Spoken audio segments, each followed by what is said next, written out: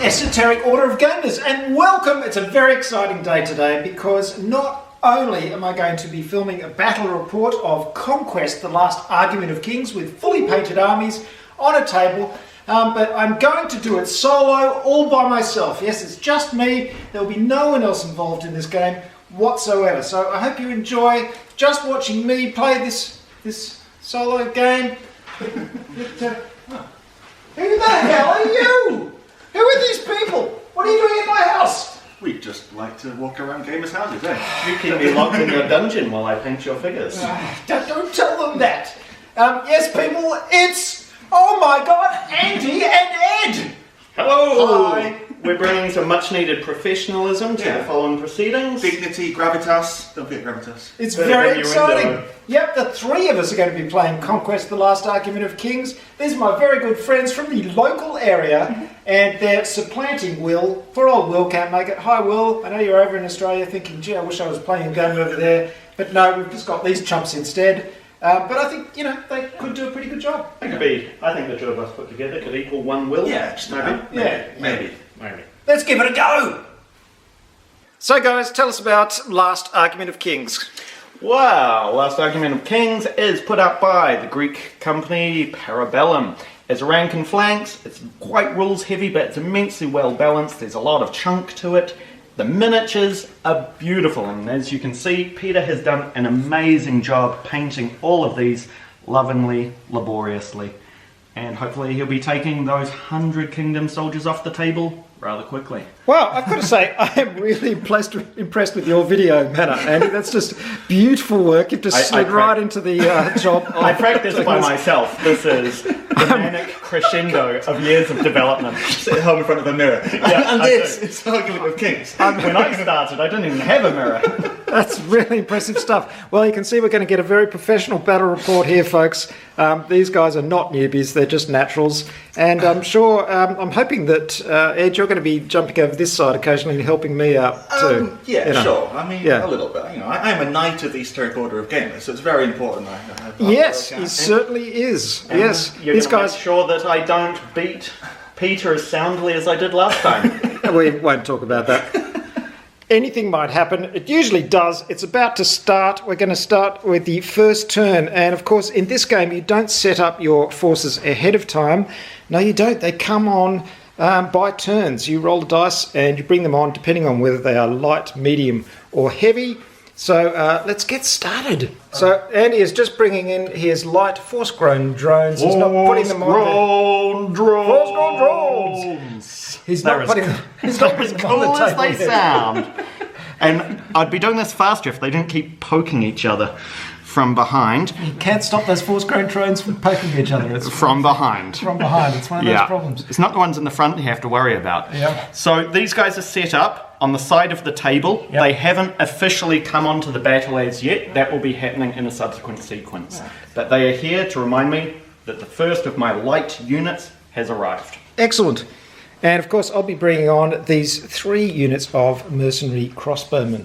So the next thing we do is we take the command cards for the regiments that will be on the battlefield and arrange them in a face-down command stack. And of course, there will only be 1 card for each one of these.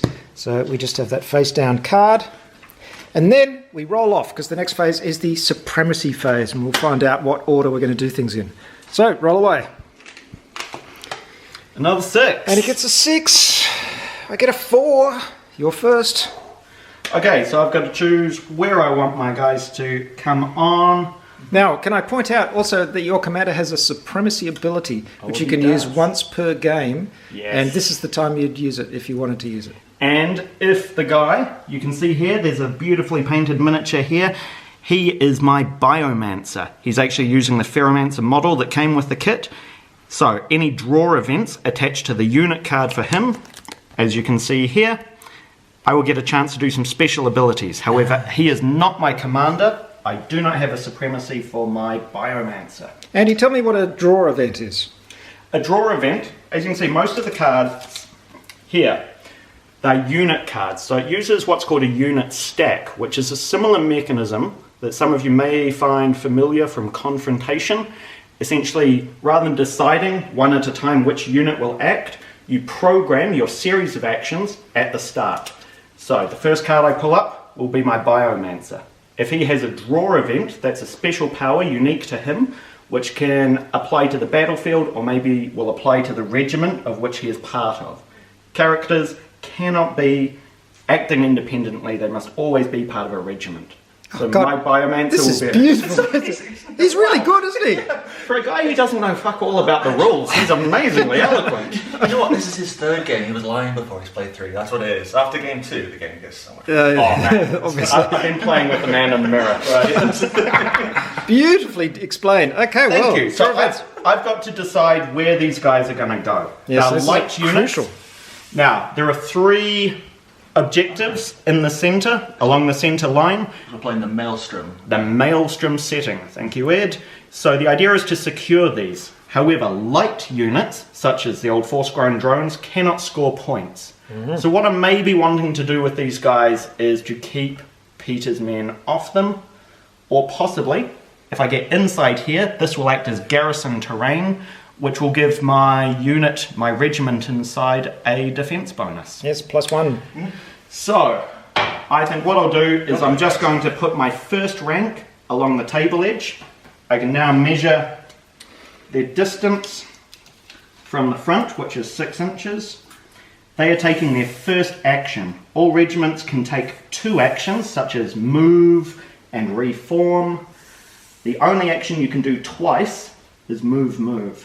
No, I'm sorry, I just checked. You place the first rank onto the battlefield, then you complete the march normally measuring from the edge of the battlefield. From the edge of the battlefield, so they will want to go back. Beautiful. Yeah, they are that far on the table. So just to make that turn sequence clear for you, if you haven't played Conquest before, it starts with the reinforcement phase. That's when we roll to see if we brought on any units this turn. In this first turn, we're both bringing on our light regiments. Then we have the command phase, where we take the command cards for those regiments that are now on the board, or are going to come onto the board, and we make a little command stack. So in my case, it's just 1 card, because I've got these mercenary crossbowmen. In Andy's case, he had his commander and his, or not his, is it your commander? My Biomancer. Your Biomancer and your force-grown drones, so that's 2 separate cards. So he had 2 cards.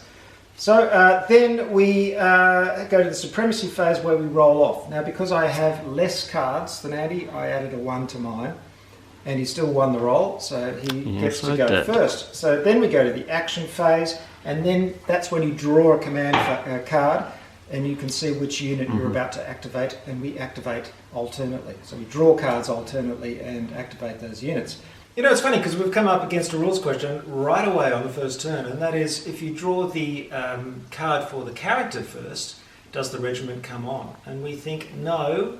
So that would mean that Andy drew that card, he can't bring on his unit, and thus play passes to me and I bring on my unit. This is kind of a crucial thing because it is the first turn and it's the first unit coming on the board, regiment I should say. So we'll play it with that, but we're not exactly sure if that's true, so we'll have to check that later. But in any case, it now turns to me, I draw my card, it's the mercenary crossbowmen, so I'm going to bring that regiment on the field. And here they are. So what's their move? Mercenary crossbowmen can move 5. So 5 from the edge of the board is that, so it's about there. So, where is the question? They are my only ranged unit, so this is pretty important. So I won't put them behind the trees. You were learning, Peter. I am. Yes, I'm a strategic master. Makes sense to me. And I think they should they could command the middle of the field. I think I'll just put them over to the edge a little bit here, though, so they can command that area. That'll do.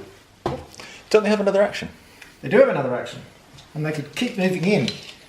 What is their range of their... It's 20 inches is their range of their things, which isn't great, so let's move in another 5. Good.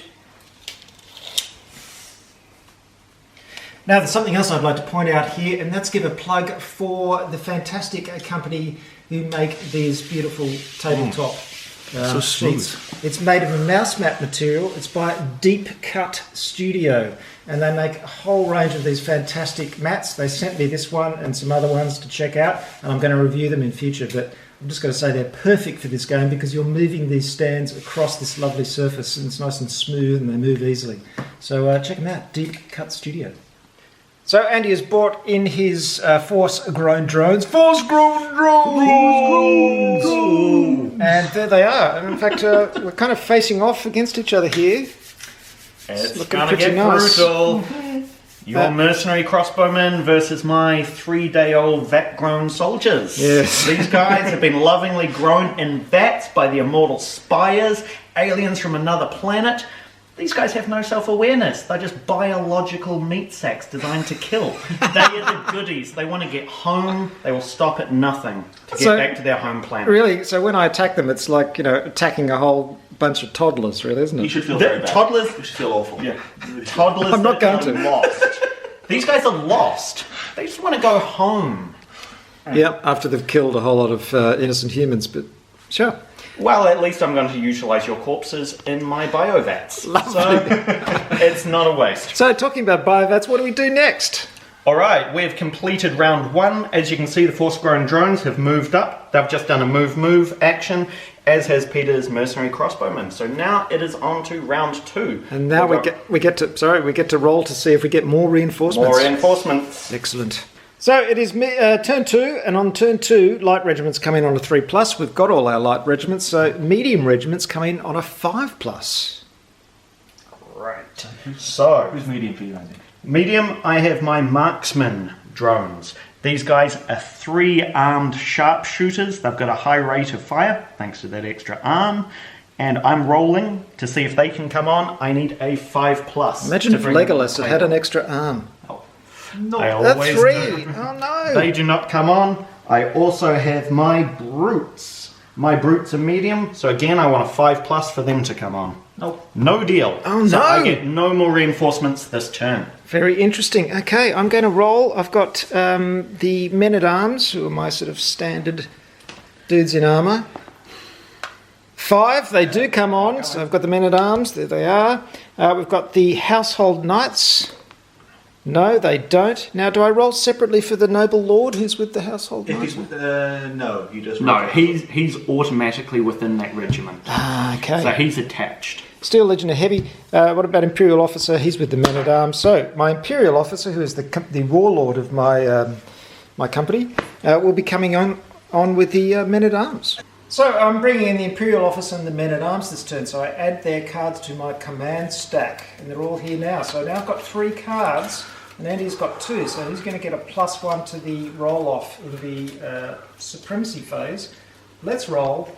I don't think you have to shuffle those cards. I think you can order them. Oh, I can order them now. He's sneaky. He likes to keep me guessing. Okay, I've got a 4, you've got a 5, so you get to go first. So Oh, yes, I do. this is where we take our cards and we order them in the order that we want to activate them during the action phase. So, All right, well, I will take a moment to put my deck together and then we'll see what happens. So, we're at the start of round 2.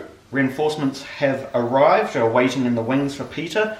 I only have my Force-grown drones so far, complete with their Biomancer leader, which gives me 2 cards on my command stack. So I'm going to flip my first card. It is my Biomancer. So Biomancers cannot act independently of their regiment. He can't just run off and do what he wants. He's got limited actions for what he can do. However, I do have a draw event which helps to heal any losses I've taken. I roll a d6 and that's how many wounds I get back. That is irrelevant at this point. Instead, I'm going to use one of his Biomancers, which is like biological magic that the Spires have perfected. And essentially, I've got something called Unstable Enhancement, which makes these guys really, really fast. It makes them better at fighting, faster at running. However, it takes a physical toll on them, and they kind of melt afterwards. These are my melty men. So they're going to do this thing, they're going to run extra distance, and then a whole lot of them are going to die. presumably this is why they're wrapped in bandages, to keep their melty personages together. Yeah, they're actually more tape than meat. They're like duct tape soldiers. So, more tape than meat. That's the Esoteric Order of Gamer Guarantee. So, unstable enhancement. So, optional draw event. Draw your next command card. Until the end of the turn, all stands in that regiment have +4 march, +2 clash, +1 volley. Oh. However, then the regiment acts but has the decay 3. So, decay 3 means that for each one of my stands, I roll 3d6. On a 5 or a 6, someone dies. Wow. It's very Are exciting. you going to do that now? I do it, so decay always happens when all other actions have been resolved. Right. So it always happens at the end of But it only happens if you choose to do the So, extra essentially, Biomancer is done. I now get to do these guys ahead of you doing your stack. I've got +4 to march.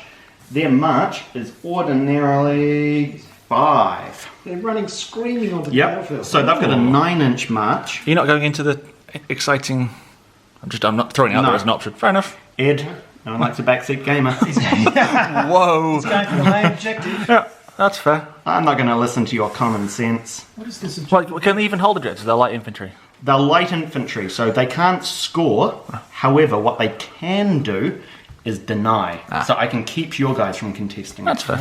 So they have an upgrade, which is an equivalent of a standard bearer.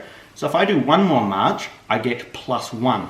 So that's a 10-inch range. Do I want to go an extra 10 inches? I inevitably do. So these guys are going... They're marching. What the hell? Yes! But some of them are about to melt, so I wouldn't worry too much. Yeah, don't worry. They're melty men. Jesus. What I want to do is get straight into the crossbowmen, stop them from doing their shooty bullshit, and I'm willing to melt to do it. Wow. Well, they came a long way. Yes, they did come a long way, but the worst is not over. So, decay 3. Let the melting commence. Right, so we're going to keep a tally of the many dead. I roll 3d6 for each single stand. Each so, single stand, right. 5 or a 6, die. Oh, that's 2 guys. I know what to do it from each one. Yeah, Yep. you keep rolling, I'll keep All right, this stand. 1. That's 3 dead, Peter. Yeah, I think you keep taking them from the same stand, though. Yeah. It's alternately, isn't it? So No, it's it's stand by stand. So you empty one stand. No. When that stand is gone, then you move on to Gotcha. that. So it's Yep. like a vertical symmetry. Yep. So that's 3 dead onto this. 2 more. Good work. Yep. Yeah. Never let it be said I'm not willing to butcher my own guys needlessly.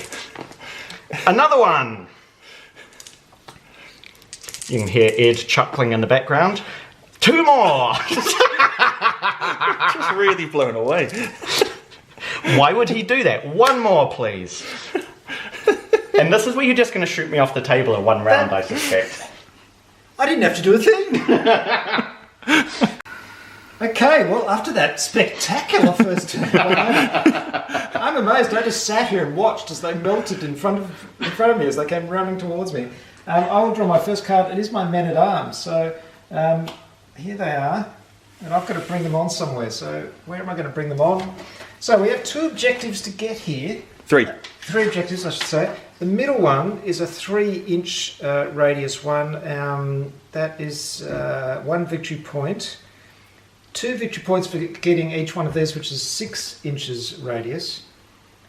And then it says 1 victory point for securing each secondary objective. So we're supposed to have a objective deck, I believe, with secondary objectives, unique. But because this is an intro learning game for our viewers, we're ignoring that. Okay, fine. Totally deliberate omission. So these ones are 2 and this one's 1. Even though that looks really big and spectacular and amazing, but anyway. Are you sure? Yeah, that's the 1 point. That's the one. I've Okay. got 2 points. Fair enough. Which it makes it even more silly that I didn't go for the garrison So this is the terrain. fascinating thing, do I send it forward and get the garrison? Yes, you might think that's great. The only problem is then my men-at-arms are sitting in a garrison, and if he chooses not to attack me, I'm just sitting there. It would suck. Yeah, but I'm going to do it anyway.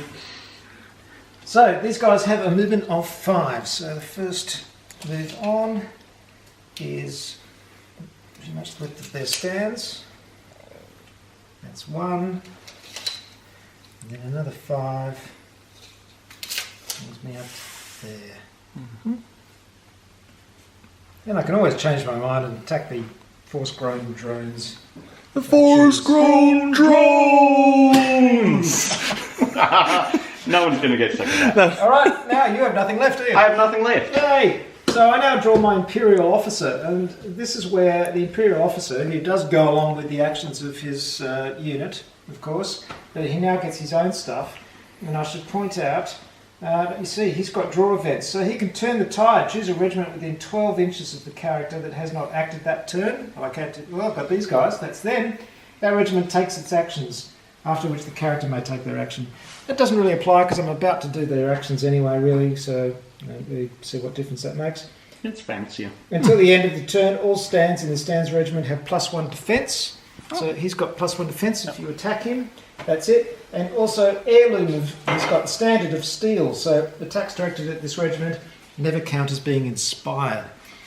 So that's all that. None of that really applies at the moment. So the next thing is my mercenary crossbowman who will fire at the force-grown drones. Yeah, we've just sprinted across the battle without them melting on the way. Yep. And it's great. I can just imagine them going through the bits of tape and meat just falling. But from the sheer momentum, only a mist of blood wafts onto the crossbowmen. It's all that remains of the valiant. So mercenary crossbowmen, because they have crossbows, have armour piercing 1. So you get a -1 defence against their ranged attacks. They've got a range of 20, so there's no problems there. So how do we attack, I hear you ask? Well, first thing I'm going to do is use my first action to... I can't inspire a ranged attack, can I? Can you aim a range You attack? can take aim. Yeah, So yeah. take aim is a +1 to your volley. Take aim gives me a +1 to my volley, so I'll get a +1 to my volley and you'll get a -1 defence. Sounds fair. Sounds good to me. Yeah. So, The multi-man can handle it. how do we do a volley?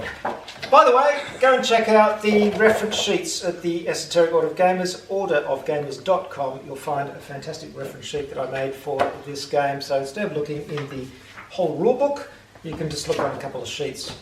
And a little addendum to that, this rulebook, which while thorough and exhaustive, is now officially out of date. So if you want to get up to date with the 1.03 rules editions, I really do advise, check out Peter's rule summaries for this and many other great games.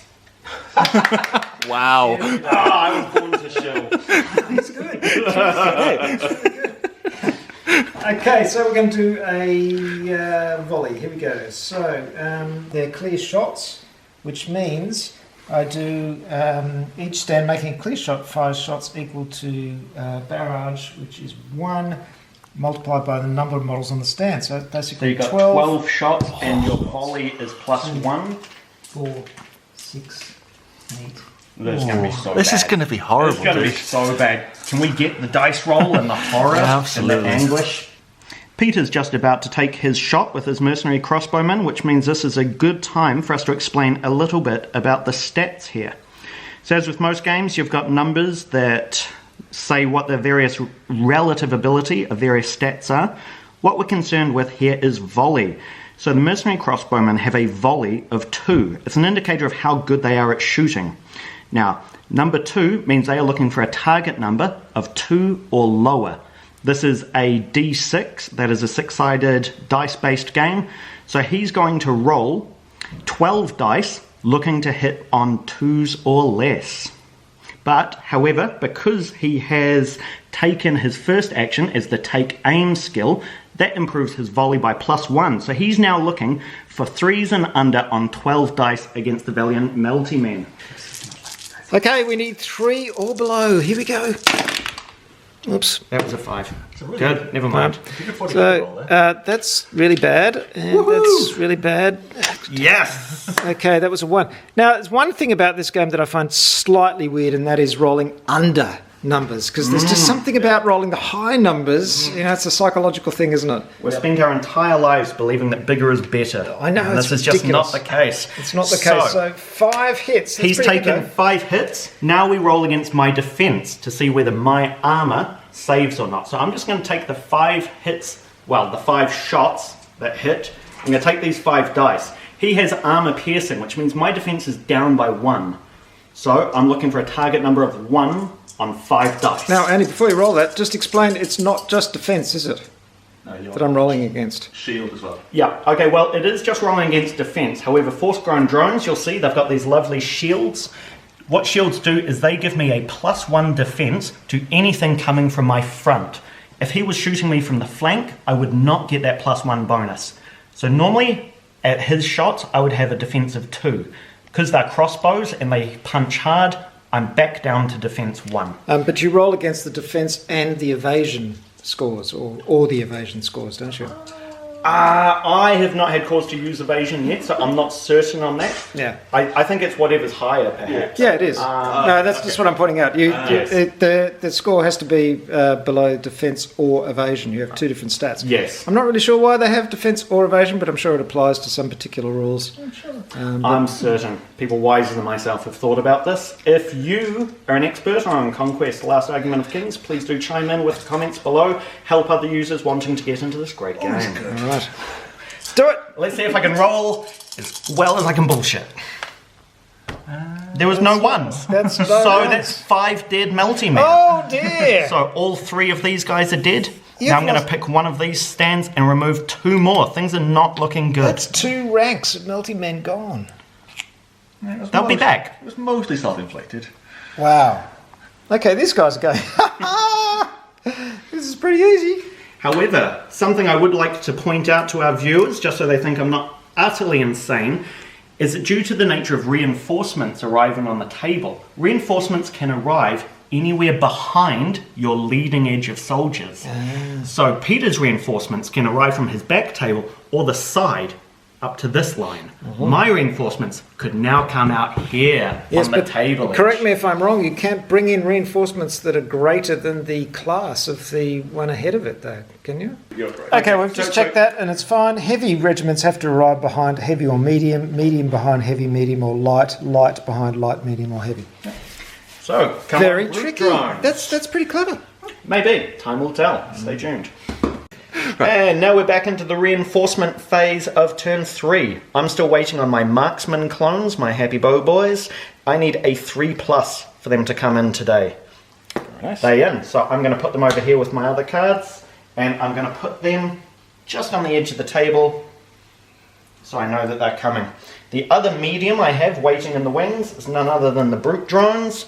Love these guys. 3+. 2. Shut up. Now, what about your Abomination? He's heavy, isn't he? He's heavy. The strongest. What's our target number 5 for up. a heavy? 5+. 5 up. So, the old Abomination. Oh, no! 5+.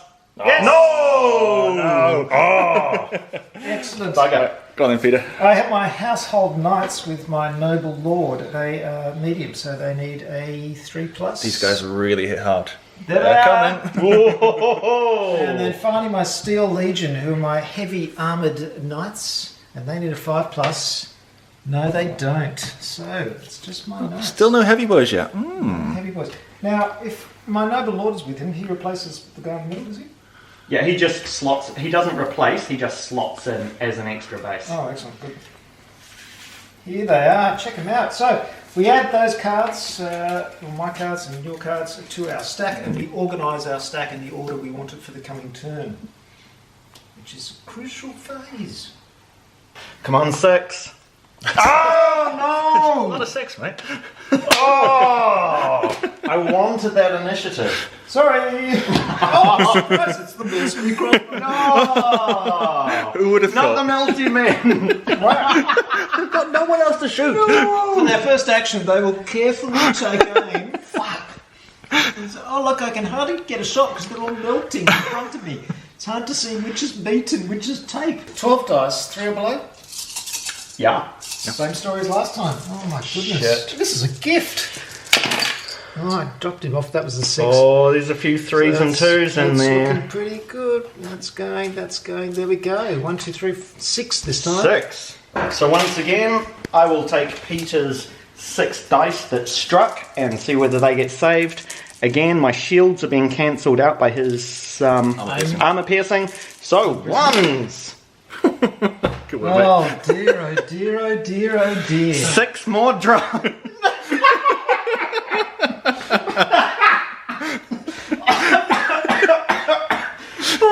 Oh my god. Thank you. Okay, so These guys, I've just loved the fact that these mercenary crossbowmen, they're steeling themselves for the battle. They come onto the field and they say, "Oh look, we haven't got range. They're off in the distance. How are we possibly going?" And they just came running, melting as they came. And they get and where are the other units? Where are the other units? Look at all these guys. And there's 4 people. Yeah. Oh, there's like It does look a little bit better. army. I've just got like a posse. It's not fair. Possibly a little bit too excited just to run the off, but It's the Andy guarantee. Absolutely. So, Biomancer is the first up. Now, I have the draw event. So, if you'll remember, a draw event is an ability or an action that automatically happens whenever this card is flipped. My draw event is Biotic Renewal. I roll a d6, I get that many wounds back. So, we're aiming for a 6. Yes, aiming for a 6. Hey, did it! Oh, yes! okay. Puts a base and a half back on. Nice. Still, it's a long way from 9 bases, isn't it? The boys are back in town. In the absence of Will, we do need to reference obscure 70s and 80s music. Thank you, well done, yes, indeed. So, the Melty Men have just... Horse-grown drones! Now, what else can he do? He's got his Biomancy, which is the optional draw event. That's the one that puts a bonus to movement and fighting and all of that to the guys. I'm going to do it. I'm going to do it. I'm not going to do it to here, however. I draw my next command card, and unstable enhancement will happen on them. Marksman clones. Very nice. So, now that they have been activated, our Don't tell turn me sequence... you're not going to give them the stable enhancement as well, are you? Yeah. But they don't come back as well as these guys do. Peter, I'm impulsive. Wow. Also, I love how they're facing the wrong way as well. Yeah. I really understand. Let's get this right now. They are definitely my soldiers. I love playing with Andy. It's great, isn't it? They call me Auto Win Andy. Okay. So, these dudes have a +4 to their march. So, their regular march is 5, they now have 9. So, I can march 9 inches. And off All the you have board. to do is go to the edge and then you automatically take the garrison. Alright. Boop. So, these guys, we'll just shift that into the corner so we know that I'm winning. And these guys are just going to pop in here, as you do. I mean, We designed this so all 3 should fit nice and snugly in there. Now, when you go into a garrison, you actually just have to go up to the wall of the garrison, and then you actually take the garrison. So you go into it like this, and It's then you magic. get the +1 defense. very nice. Alright. Now, I still have one more action. Don't you have... Oh, yeah, okay. Sorry. Because I've got super movement. Like my guys are on speed, they've just appeared. Yeah. That was their first action, their movement action. They are in fact going to volley. What's their range? So their range is 28 inches, should be so fine. longer than the crossbowmen. Yeah. I have a barrage of 2 on these guys, which means that each person shoots twice. I have the arcing fire skill, which also means that I don't need line of sight. My guys just shoot up and over the battlefield. So given their 28-inch range, these guys are a target. These guys Are are they a on the target. board yet, the horses? 28. Yeah, these guys aren't on the board yet, sorry, mate. Yeah, this is just... What ready to a go. tease. Well, that's okay. Was it tease? I do apologise for I that. was actually just trying to psych you out there, make you a little bit panicky. Yeah, nice one. What I'm actually going to do is attack these guys who have been a thorn in my meaty, melty side. So, they've got 2 shots each. So first check range, 24 inches.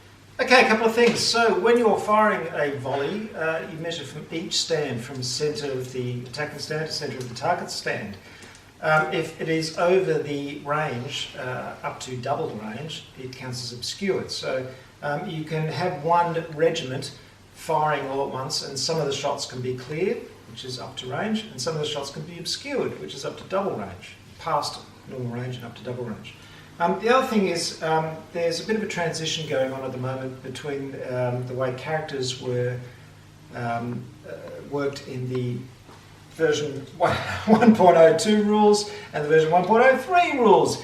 And now characters exist on a stand all by themselves. We're playing the initial way, we're not doing that yet because we don't have extra stands. So At the moment, we're just playing it so we're not counting the leader as one of the shots in this whole volley.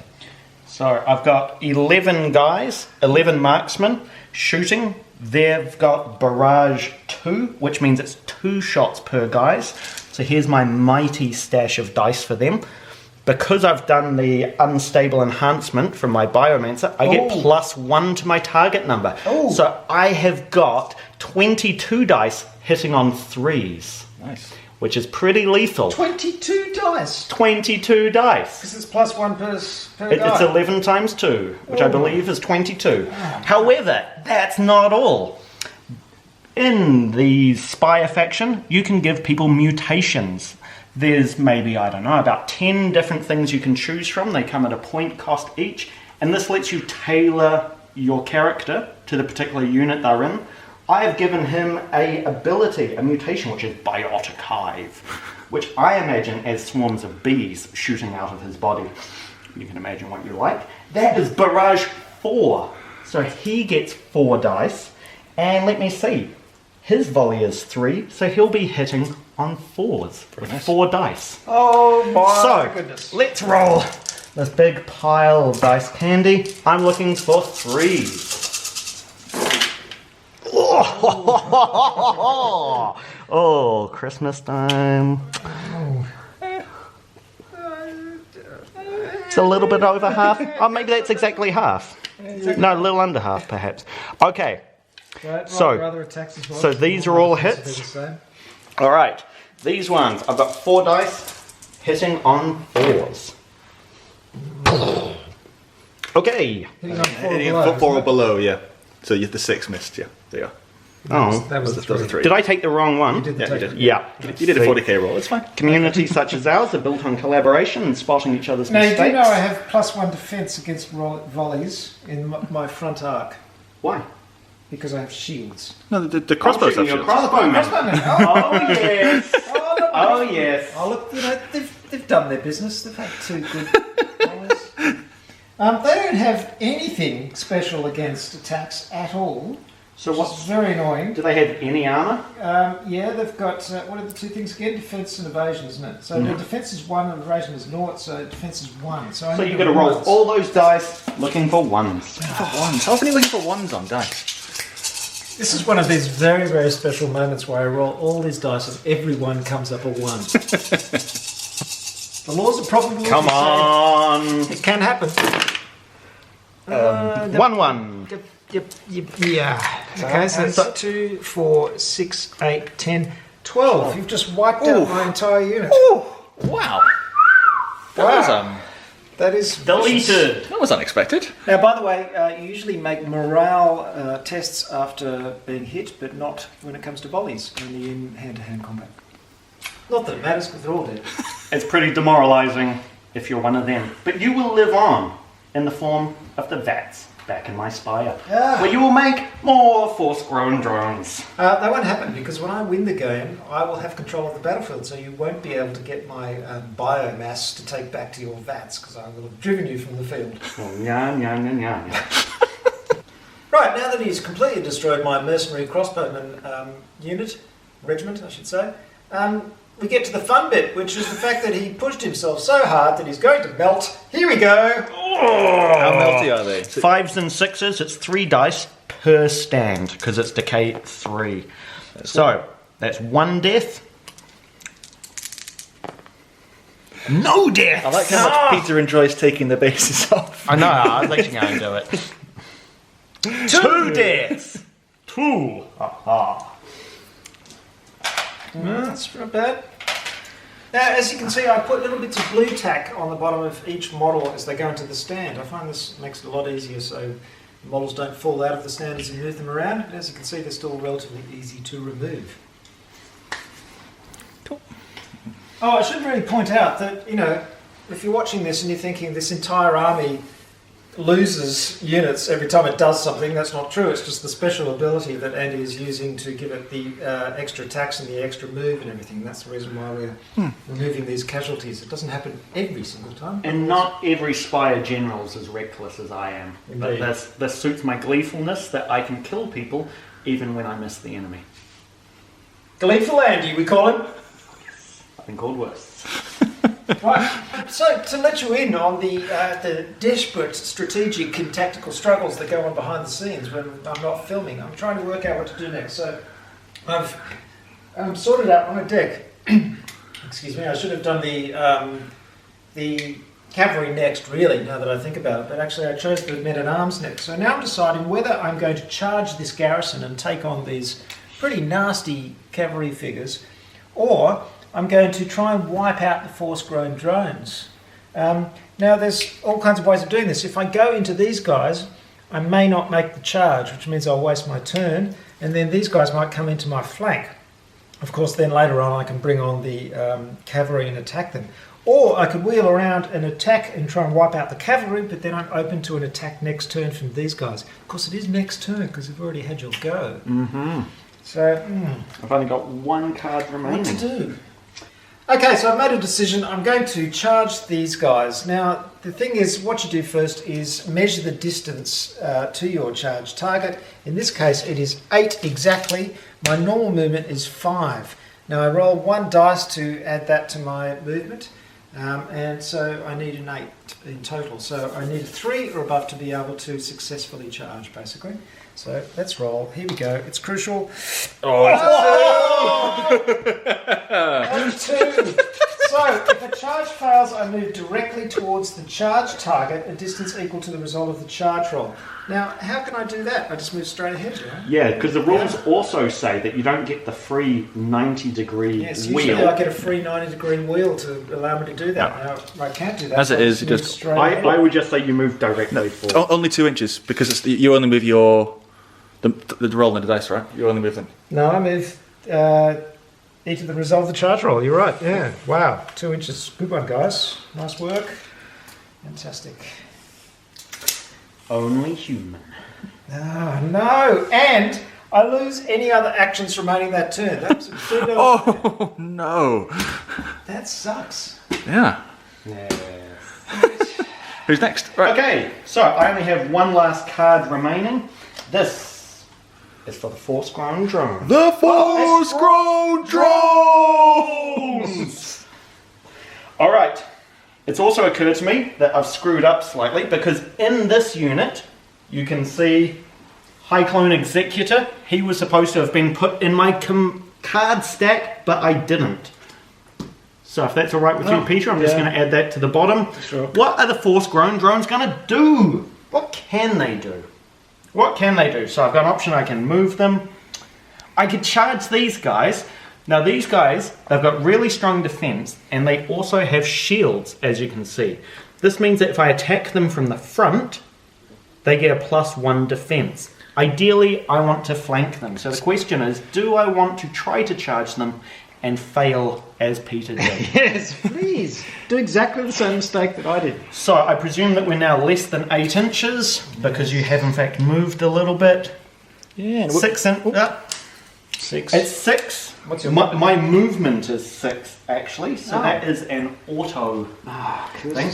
And are you going to charge the flank or the front here? How do you... Well, he can charge the flank because he just has to wheel Yeah. around this much and then go back. Yeah, and so then wheel essentially, back. if I declare a charge, I'll get a free 90-degree movement At any in point order to during your charge. maximize. In yeah, order yeah. to maximize my facing with I these see. guys, Yes. I would then move my charge distance. As soon as I hit a corner, such as there, I would snap to the flank, trying to maximize contact between. So it'd be like a base, ideally. So another way of saying that is you get a free 90-degree wheel during your charge move, and then when you actually hit, you get a free 90-degree move to snap into position. Yeah. So if I do that, There will be a test after class. shit. I'm activating my force-grown drones, and I have been deliberating with myself. Now that my initial bloodlust has run off, I've been questioning myself. Do I charge these guys and attempt to whittle down their numbers? These guys, they really are just meat sacks. They're not very great at attack. My Biomancer is not geared towards attack. I would be lucky to dent them very much, and I've got a sneaking feeling that Peter's horse boys, who are yet to come on, would just charge them in the side and delete them. So I'm going to be a little bit annoying at this point. I'm going to march these guys further away. You can move sideways or backwards at half your normal movement value. You cannot move diagonally. Instead, I'm going to move back and then back. I've got 2 movement actions, so I can move up to 10 inches normally. Let's call that a total of 5. So that's 2.5 that way. Unfortunately for Andy, it's a light infantry unit, so it cannot actually take the victory points of that objective. Otherwise, you'd be in a good position. They can defend it though. Yeah, at this point, I'm pretty much just wanting to keep away from Peter's units to give myself a chance to heal up and grow back in strength. So you did a half move backwards and a half move sideways then? That's right, right. Do you have a regrowy phase as well? I don't have a regrowy phase, it's attached to the draw event of my Biomancer. Sorry, my bad. Okay, so we're in the middle of what? We're near the end of the 3rd turn. We're just deliberating. Peter is once again getting his analysis hat on, and it's just had us reflect a few things about this game. That everywhere you look, there's a really amazing balance of advantage and disadvantage. Everywhere is hung with a certain balanced tension. So what's happening now is that Peter has drawn his Imperial Officer, who is a special character. He has certain advantages that he will subsequently confer upon his regiment or other regiments. However, if you do him straight at the top of the turn, that regiment's not acting. I may get the drop on him. It's a real balancing act. There's a lot of meaty decisions to make. Very meaningful decisions. Nice. Yeah. Speaking of, what do you think he'll do, Peter? Well, my Imperial Officer is not really doing anything useful at this point. He does beef up these guys, so if you attack them later, they'll have extra defence. And attacks directly at the regiment never count as inspired, but apart from that, he can't do anything. And he doesn't draw another cut. I could do turn the tide. No, I can only do that to another regiment within 12 inches. Yep. So that's it. There's very little he can do. I'd like to interject though and say, if Peter had been successful in getting the men-at-arms in contact with the force-grown drones, as soon as the Imperial Officer had come up, he could have attacked independently of the regiment once he was in contact. So the Imperial Officer could have performed a clash as a standalone action. Oh, and they do duels. No, they can attack a regiment, I believe. Right. But the only way to attack a character is through a duel. Alright, okay. Yeah. So in that essence, a character can often perform 2 actions, one by being included in a regiment, and one independently when your own card is drawn. But in this case, there's nothing to do. Oh, who's left? So, also, my guy. This is the High Clone Executor. He is the guy in charge of the clone marksman.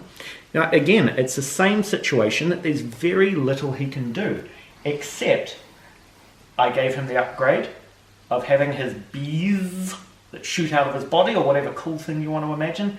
He's got a short-range attack with 4 dice. I was hoping that Peter's horse boys would be on the table, because the bees do double damage. It would have been great to sniper his horse boys. Instead, the only target is the men-at-arms, who have really high defense. So I have 4 dice with a target number of 4. Let's see if I can hit me some men-at-arms. Oh! 3 hits. Okay. However, these guys have plenty of defense. Now they also have the Bastion ability from your officer. And I'm shooting from the front arc, so they get their shield bonus. So it's +2 defense, so I've got 4 or below. So yeah, that's 2, so it's only 1. Oh, my first man-at-arms guy goes down. More to follow. alright, and that is the Spire's done. Okay, my next draw is the Noble Lord, and he has the ability of, he's got an heirloom called Olifant's Roar. Sorry, what? That's an elephant. That's an elephant. Now, this isn't a very old elephant, but it goes... I'm sure it wasn't a cat with some kind of sinus problem. Just... Well, that wouldn't sound nearly as dramatic. A cat with the sinus problems roar. Yep, because that's the first time, the first thing I thought of when you made that sound was drama. So, I have the Seize the Day draw event, which means I can draw my next command card. That regiment acts immediately. Once he's completed, the character team takes their action. So it's the Household Knights. Here they are. Let's bring them on. They have a movement of 8. I think it's time to wipe out this guy. Oh, I can't do it this turn, though, can I? You can't. Just win initiative next turn. It's easy. Just... Yeah. And then another. Now it's all about initiative, isn't it? Because if you win initiative, you could stay further away. Stay further back. Because you've got a much longer charge than he does. That's what I'm going to do. So I'm going to go back to here. That sounds sensible. Here they come. Don't they look beautiful? They do look very nice. Their armour glinting in the sun. The elephant's war. Okay, turn 4, reinforcement phase. At this point, any medium units are automatic. That's my brute drones. They are going to come on with no need for a roll. And I will add their card. Look at the job Peter did on these. Check out his painting tutorials. These did not take him very long to achieve. You too could have a painted force like this. And now that you've admired that... Wow, he is really good. I was born to kiss ass. And I'm going to put the brute drone card onto my pile. I haven't yet done the command stack ordering. I still need to roll off my Abomination. Right. Does he get the Abomination? Does he get the big boy, the Abomination? Come on, big boy. What do we want? 3+ for the big boys? 3+. Yes! Big boy. Oh dear. Oh, he's such a big boy. Big girl? I'm not sure. Boy. Okay, so I have to bring in my Steel Legion, my armoured knights now. It's absolutely crucial they come in. It's 3+. Yes! Excellent. And here they are. Right, everything's on the field. Or will be on the field. Fuck, I forgot he had those. So now we arrange our combat cards. So, we've done the reinforcement phase. We have put together our stacks of death. Now we're entering into the Supremacy phase. Now, Peter has only 5 cards to my 6 cards. We're about to roll for initiative. He gets +1 due to having fewer units. So we're about to see who gets to start. Oh! Yes! Thank you very much. Damn it! Oh, no. And of course it is the wait. household knights. Any other Supremacy abilities before we leave the Supremacy phase? Oh, High Clone Executor is declaring his coordinated assault. Oh no, this is a once per game ability that your warlord has. And, oh, that means we're going to do 3 things in a row, aren't you? It means yes. So every single character that you choose as a warlord has a specific Supremacy ability unique to them. So my guys essentially allows me to draw 3 cards in my stack in 1 turn. Ouch. So that's pretty powerful. I'm going to act with a quick flash. Let's hope that Peter's initiative doesn't scutter my plans. Well, it's going to scatter your plans for your force-grown drones. No! Household knights. Here they come. no! Trundle, trundle, trundle, Yeah. trundle.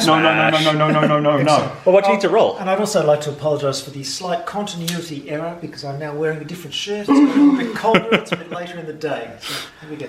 Magic of editing. Just diffusing the tension there. It was getting a bit too tense. I was going to faint otherwise. I know.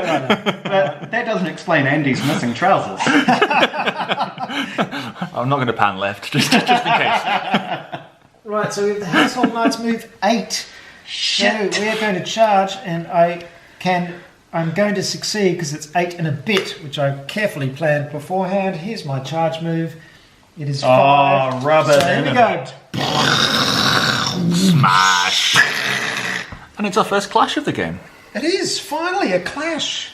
That's fantastic. And the final clash for the force-grown drone. Now I can't expect. Expect so, yeah. The good thing about cavalry is they get impact attacks. So I'm going to get, or impact hits, I should say. So the cavalry get to do some damage, and the number of impact hits is equal to half the total attacks of the stands in contact with the charged target. So their attacks are 4. There are 4 of them, that's 16, so that's 8 dice. These are resolved exactly like strikes during a clash and can cause morale tests. Just a quick interjection, Peter. Your noble lord actually has 1 more attack. You have 5. So you've got 4 attacks for each of your knights, and you've got 5 attacks Thank you very much. for him. 8. You may want a different coloured dice for your household knight. For your Noble Lord, sorry, because he's actually got a different target number. His clash, I believe, is higher. But for impact hits, it's half the total. Oh, so Just half the total? Yeah. Great. So it's still 8. You heard it here first. Yes, so we're doing the okay. impact hits and then the clash hits afterwards. Okay. Yep. Okay, that makes sense. So, here we go. Shit. Smashing into the little melty men. They're just going to melt away on the breeze. I really like this because it's that whole impact of cavalry just smash you before they even start doing any damage. Here we go, and what do I need, by the way? 3. I need an attack of 4. What's your clash, though? My clash is 2. Okay, so you want... Yep, 2's your target number. So I need 2 or below. Yep, and you rolled nice and high. That's not very good. How many hits? How many impact hits, Peter? Hold on, Was that only 2? Was that only 2 hits? On Melty Men? Hold on, they're nice. Count it again. You don't sound quite so smug about it, but Why don't you do it? This is actually interesting because they're all very low numbers for the clash numbers. The Steel Legion has 3, but everything else is 2. I kind of think of it as because they're not very precise. You know, they're just charging. There's no skill in it. so that was only the impact. You've got more to come, don't you, in terms Yeah. of hits? I do, it's just impact attacks, but still, you'd think the Knights would be a bit more meat. Oh no, brutal impact. Defense rolls. Right, when you make defense rolls, it's 2 points less. So 0. So 0. So So it's just 2 dead. my guys have 2 defense, but not anymore. Dun, dun, dun, dun, dun, dun. Excellent. They'll be back. Right, that was my charge action. My next action is a clash, and this is the first clash of the game. Now, this guy, because he's not engaged, he's only going to contribute 1 attack to your pool. Yes. So, We should point this out, it's very important. Every stand that isn't actually engaged with the enemy only contributes 1 attack point. called a support. A support. So, this is where we've got our Noble Lord here, so we're going to do this with a separate dice because he has a different thing. So what we have is 2 in contact here. They have a total of 8 dice. 2, 4, 6, 8, because they have attacks of 4 each. So that's 8 dice. Our Noble Lord here has an attack of 5. Thank you very much. That's that. And then we get 1 support dice for this guy who's part of the regiment but not actually in contact. So there are all my dice. Now, I believe that because you guys did a charge, do you count as inspired? Yes, a regiment that successfully completes a charge immediately performs a free inspire action. I wish I hadn't said that. Yeah, thank you very much. That means I add +1 to my clash for the next clash action. So you're hitting on 3s, is that right? So +1 So to target number of 4 for your red dice, target number of 3 for your black dice. Yeah. Beautiful. Okay, let's do the black dice first. Looking for 3s and unders. 3s and unders. Here we go. That's a good roll. Bang, That's a really bang. That's pretty good. And then for these guys, I need what? 4? 4s. Oh, devastating. Look at 3 that. hits. Oh. So that Hot is diggity 8 damn. hits. If I want my unit This one to is- survive at all, and contrary to what you may have seen earlier, I do want these guys to survive. I need 2s and unders. I need, for my unit to survive, I just need 1, 2, or under. Come on, wipe them out. Wipe them out. Yes! 3! Ah, 3. Right, my turn to draw my first card. No surprise, it is the High Clone Executor. Yeah. So, he's going to... Beautifully modelled. Look at this fantastic battlefield going on. Peter's left his glasses there. He can't stand up to see sides of it. And then, majestically, we pan over to the undies. We've already gone through a lot this game. Okay, so the first card up for me in my turn is the High Clone Executor. So he's just taking an action by himself. There's not a great deal he can do, but he does have his special weapon, his bees. So the first thing, he's going to take his own individual action before I play out the Supremacy ability. So, he's got his bees. It is 4 dice. Bees. Why is it bees? It's always bees with Andy. It's a biotic hive. Yeah. I don't know. I actually think there's something a bit more terrifying about being attacked by bees than like bone darts or whatever. But we'll leave it up to the viewer's imagination. It's a barrage 4, 20-inch range. So I've got 4 dice, aiming for a target number of volley 3. However, he possesses deadly shot, which reads that when models with more than 1 wound fail a defense roll against ranged attacks from this character, they must add 2 wounds to the wound pool per failed roll rather than 1. So up against these horse boys, it does double damage. So 4 dice, looking for 3s and under. 1. Just the 1. So that does 2 wounds to one of your 4 I do get horse defense, boys. however. No? I would rather not, but you may. Thank you. I get +1 defense, but only against enemies within my front arc. Oh, they're definitely side, yeah. That's definitely side. So my defense is 3. So, hey, 2 wounds. So that's 2 wounds. How many wounds do the horses have? They have 4. They're pretty Oh, strong. up there. How many 2 wounds? wounds. So I'll give this guy 2 wounds. Alright, now we're putting into effect my Supremacy ability. So I'm going to draw the next 3 cards in my stack all in a row. But the order is important. So, the first unit, the brutes. So I've got to decide, do I want to bring my brutes on from this side or that side? Ooh. I am going to be atypical and actually focus on the mission objective Whoa. this time round. So my brute... He's a changed man. You put a camcorder in front of him, he I'd starts also playing like the to game. point out It's the that alcohol. he did get 2 objective points at the end of last turn because he's got this garrison here and got this objective. So he has 2 points and you only need 8 points to actually win this game. I'm all about the points. So my brute drones, I've got a movement of 6. So they're going to come 6 inches off there. And they are going to move again.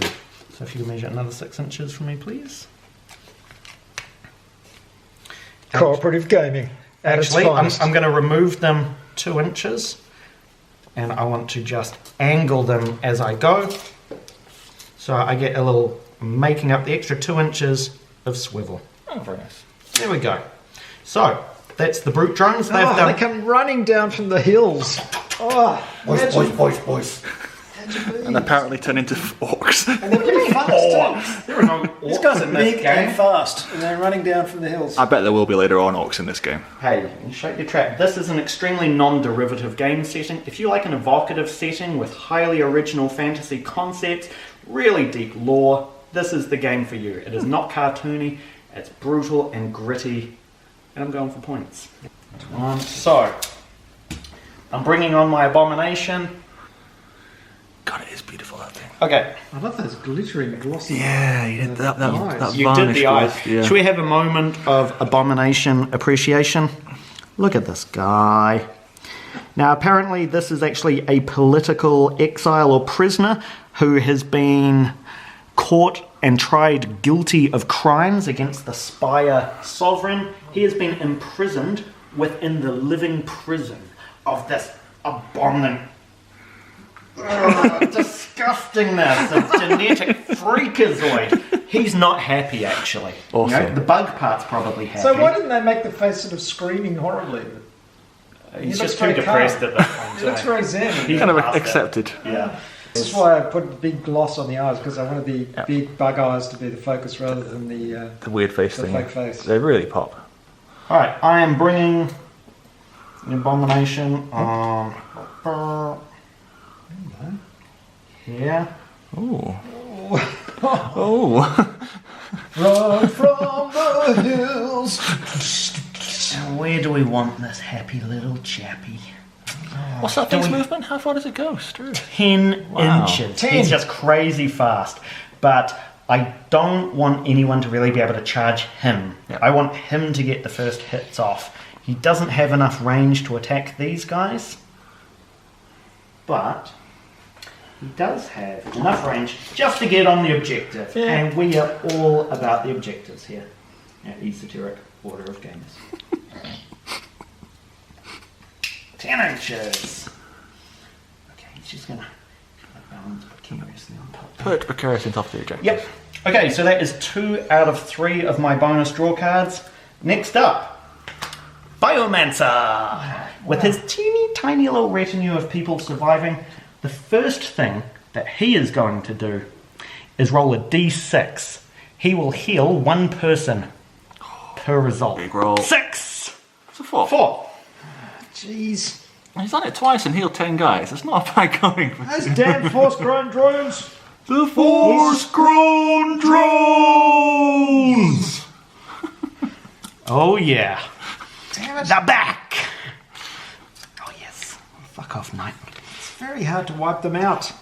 They're like cockroaches. No Ah. matter how hard you I really stand. don't want my knights to be sitting there mucking about trying to kill drones or... Drones are just, when they're healing, they're such a tar pit.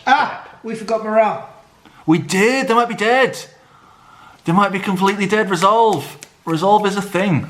Very important. They in fact, probably. It's a little bit too far to backtrace at this point, I would say. Oh no, it's like War of the Ring all over again. Yeah. I took back a turn in War of the Ring and no one allowed me to forget it. It was pillory. I think they need to die. I really do. Okay, so I will go by the majority rule. So there has been a consensus that it's been forgotten. Usually in a clash action, not only are the people directly targeted by the dice and who fail their defense rolls die, but to simulate the chaos and all of that, there are resolve morale tests that happen, which is essentially how good is the discipline of your leader. The worse it is, the more chances people are just going to run away, or in my case, melt. So it can be quite devastating. You can lose a lot of people to morale, and we forgot that entirely. So there's a chance. We can continue from this point. We both forgot. I take responsibility for forgetting also, so I will do the magnanimous thing for a change. He's only doing it because he's being filmed. That's probably true. And we'll just continue, because otherwise there would be too much backtracking. I thought the knights felt quite underwhelming there, and that's why. They should have done a lot more. Yeah, we forgot about that. My bad. Peter's fine with it.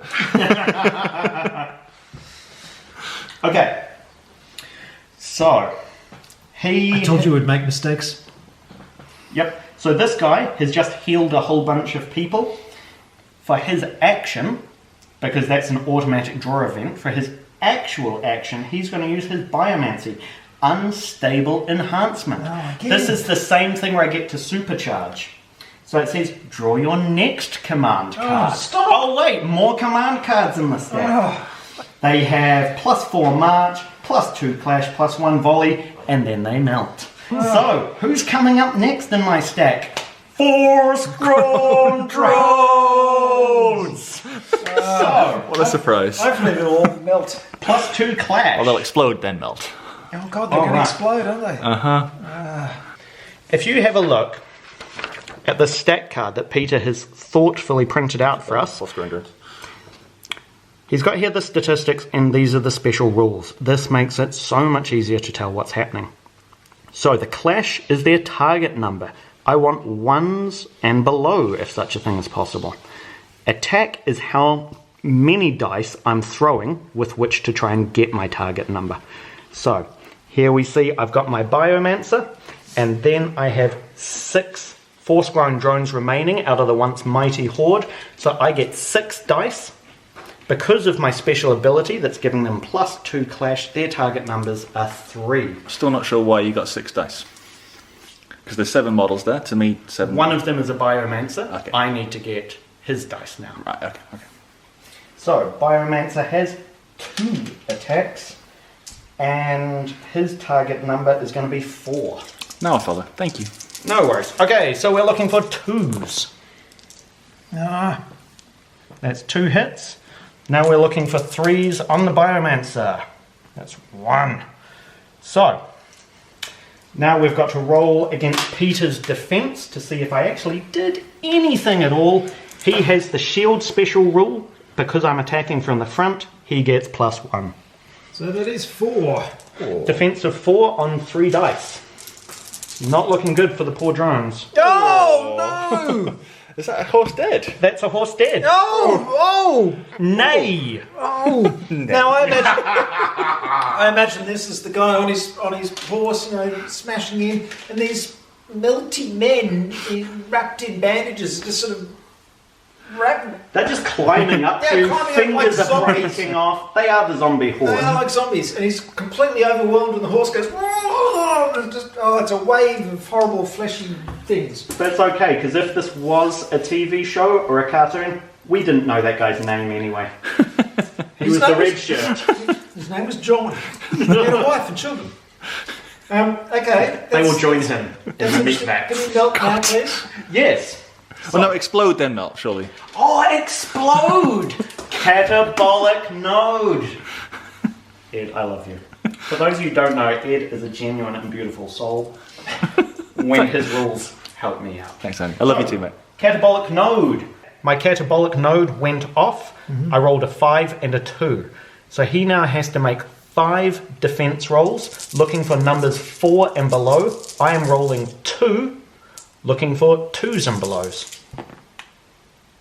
I fail. Again. Oh, 2 guys. He doesn't want to go. I don't want to go. They're like little blue tack explosions. That's all that's left. He's melted. Yeah. It works really well. Right. Here we go. So what do I need? 4 or below? 4 or less. To succeed. Basically, Come on. Oh! 2. Another 2 wounds. Yeah. God. Don't mess with the melty men, my friend. Oh, I so wish I'd remembered those bloody morale hits. All right. And now Now you melt. Now it's melting time. So, So, 3 dice per stand. Per stand. Per stand. He's Looking for... Okay, 5s and 6s will do a wound. Yes. Goodbye, stand. Okay, I want to see. If you get 3 guys die here, your Biomancer dies as well. only one. Only 1. Oh, God, I can't kill them. Yeah, just like the roaches, eh? Oh, they are. They're like roaches. They will not die. Look, I think the biggest difference is I don't know that roaches feel this happy. Have you finished? Finally, have you finished this outrageous succession of combat cards? I just got 5 cards in a row. I only have 1 left in my stack. Wow. The disadvantage of that is that I'm just going to go crazy now. You saw it here first, people. First I've got my...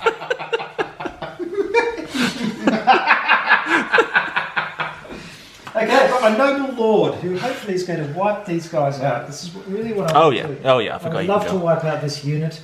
I can re-roll all failed hit rolls when performing a clash action. And I've also got Seize the Day, so I can draw my next command card and that can act immediately, then I can go back to the camera. Very nice. So I might do that. Doesn't really matter, does it? Because you haven't got any left. No, he's got 1 No. left. He's got I've one. got 1. Okay. To be clear, these guys haven't acted, have they? Oh no, have they? No, these They guys haven't. They haven't acted. So you know who's... Excellent. So in that case, These Men in both- Arms act next. And yeah, I go back to very this character. sensible. So give me these. So that's a really good actual rule there. He's just. That is a very good rule. Yeah. So now I'm going to charge the garrison. Okay. Okay. So I'm going to roll a dice. What I have to do is get to the edge of the garrison, and then it's counted as being attacking them. So you've got to roll a basically, 1. I need a 1. I'm sure even Peter can manage to roll a 1. Hey, Is that actually enough? Because I've got a movement of 5. Yeah, 6. and you two need Let's get the camera 6. in there. It's like. Oh, That's it's on. 5 millimeters, I would call You're it. going to call that? It's more interesting if they hit. That's very good of you. Bang! There we go. I just budge This the is the rock out. advantage of playing with nice people.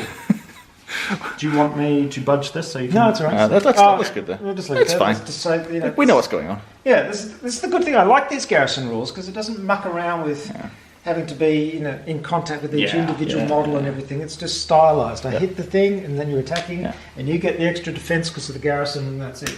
Okay.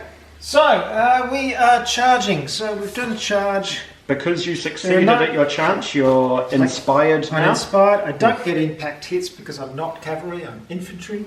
So now we attack. And all these guys are going to attack and these guys are going to add support. Yes. So we have 11 figures, which are all at a clash of 2 each. So that's 22 dice. Because he's not No, counting no. the How many commander. attacks? Attacks is Oh, how sorry, many attacks. dice? My mistake. Attacks is 1. So that's 11. So it's 2, 4, 6, 8, 10, 11. Should we work that again? Because I'm not sure that came over as clear how that was worked Okay, out. sorry, we've got 4, 5, 6, 7, 11 figures. This is all the figures in the front stands except for the Imperial officer. So there's 11 figures here. They've got an attack of 1 each. So that's 11 dice. We've got the Imperial officer here who has an attack of 4. So he has 4 dice. He's special, isn't he? And you get bonus support ranks. These guys in the back, they can't attack directly, but they are counted as supporting. So each stand grants 1 more dice. That's another 3 dice. And there we go. Now, do we attack this guy attacks separately because he has a different thing, doesn't he? And your clash is 2. Clash is 2. Plus Do I have 1 any special because you're rules? inspired. So you're inspired from the charge. So I believe your target number is 3 and under. Yep. And the barricade gives you, sorry, the garrison gives you defense bonus. Yes, that's That's defense right. bonus. No. So 3 or under to hit. So many dice. That's good, that's good, that's not so good. Seen better rolls. That's not very Rolling good. high. Okay, and for the Imperial officer, he had a clash of 2 plus 1 is 3. Okay. Average. Yeah, not very good, is it? All right. There you So go. that looks like a whole lot of hits. That's 6 hits. My natural defense on my marksman is a paltry 1. However, because there is a wall in the way, I get a plus 1. So I've got 6 dice, target number 2 and under. So I take 3 wounds. Only 3 wounds. Oh, that could have been better. That could have been a lot better. Could have been a lot better. Obviously, I was desperately trying to crawl over the wooden palisades there, and it wasn't working out well for me. Can't keep a good drone down. But these guys have got this flank now, you know. There's nothing else coming from over here that's all over that side. True. But do you want your anvil just sat on an objective the whole game? Well, next turn I'm going to wipe them out and I'm going to take that objective, and the problem will no longer be a problem. There you are. Easy. Sounds simple. Will the theory work out so well? Tune in. Right, now I go back to Back to that guy. Ooh, nice. Yes. Oh, I really like this. This is one of the good things. You've got these abilities where, you draw ability and then you can activate another unit and then go back to the other unit. So it isn't just card. All these interesting things happen that break up that rhythm, which is really nice. So, Noble Lord attacks. He has got a clash of, attacks of 5. That's for 5 dice. He's also got flurry, so he can re-roll or fail to hit rolls. And that's about it. Doesn't sound promising for the Biomancer. So his clash is 3. He needs 3 or below. Bam. Oh, and I can re-roll failed ones. I love a good re-roll. Love a good re-roll. Look at that. There we go. Maximum. Right, now, you only need to do 2 wounds, right? Explain why. Because when you wipe out a regiment that has a leader with it, the leader is automatically killed. Yes. The leader has no existence independent of the regiment that he is attached to. So when the regiment runs out of wounds, the character automatically disappears with it. However, he gets one last parting attack under the rule.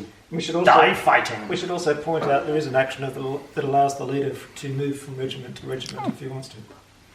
There you go. I probably should have done that. No, this one was Nowhere else to occupied. go to. Bit late now, mate. Okay, so I have a defense of 2, I believe, because I have the shield rule. So I've got 5 dice, looking for 2s and unders. All 2s. No He 2s. did. The force-grown drones are gone. But not forgotten. So this guy's about to die. I'm leaving him there. He's so magnanimous in victory, hey? Look at him. Peter, I'm taking some models with me when I go, just to pay for this insulin. Oh, sorry. I have to say, it does Peter credit to what a good guy he is that I can put up with this kind of bullshit from him. So, last little attack from the Biomancer is a parting shot. A valiant parting shot. Yep, he is not much of an attacker. He's got 2 dice looking for 2s. 1 hit. 1. So, you've got defense of 4. And who are you defending? I mean, who are you attacking? This? You always, you can't distribute your wounds evenly. You just focus on one guy and de-wound him. Defense is 3, so, yep, that's it. Sorry, 1. Bum, bum. He's gone! He finally did. But he's got a lovely replacement. Yes, there is that. I wish I had a full unit to take that on, but still. That's frightening, but yet, Steel Legion hasn't come on yet. That's true. No. So, time for my last card. The Marksman Drone. There we go, but you can't find it. You're in clash. You're in hand-to-hand. Is that a thing? I'd assume so. Rules check. Rules check! So Andy was asking before whether the bowmen could shoot when they're in combat, and the answer is a resounding no. No, unfortunately, volley is an out-of-combat action, and he is most definitely in combat. So, it's the same old thing. If you've got a ranged unit, get them in combat, because that takes away their main ability. Right, so we are down to my final card for my turn. Peter still has a whole slew. I only have this, my Force-Grown Drones. Not Force-Grown Drones. Marksman. I just miss them so much. I miss them. They will not be unmelting. Those little toddlers.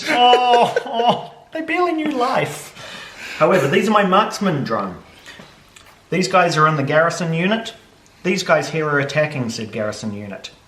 I've been reading some rules to see if there's any chance that I can withdraw or escape or get out alive. It's not pretty. If I were to try and get these guys out, I would have to roll a whole bunch of dice and probably lose quite a few men in the process. Well, can I just interject there? I mean, what you do is you make a resolve roll, and you either do a clean withdrawal or a fighting withdrawal. And a clean withdrawal basically does d6 wounds, and fighting withdrawal does d6 wounds per stand. Yeah. Which is It's D6 per stand. D6 could wipe out my entire force. If I had a larger unit, maybe a fighting withdrawal or a clean withdrawal might be worth it. Instead, I'm just going to attack them, try and plink off some wounds. Right. So I've got two actions. My first action I'm going to do is Inspire. Inspire is going to do +1 to my clash action, making it more likely that I'm going to hit. And then, my second action, I will attack. That's because your commander's there going, come on man, don't give up! Even though you've got all these men-at-arms charging over the wooden palisades, and you're only bowmen, and they're men-at-arms in armour, don't give up! He's like, I may be a clone, but I'm a high clone, I want to live. And to be clear, you can't clash twice as well. You can never do the same action unless it's a march, right? Yes. Yes, correct. Good. So, I've done my Inspire to give me a +1. I'm now going to attack. We have here 5 marksman drone, all directly engaged with Peter's front ranks. They have a clash of 2 now, and 1 dice each. So I've got 5 dice, target number of 2. 1. So that's 1 hit. Next up, my High Clone Executor, this lovely chappie at the front. He has a whopping 5 attacks, all of his own. Wow. His target number is 4. So he's quite a fighty little chap. He's your commander. Oh, nice. Here you go.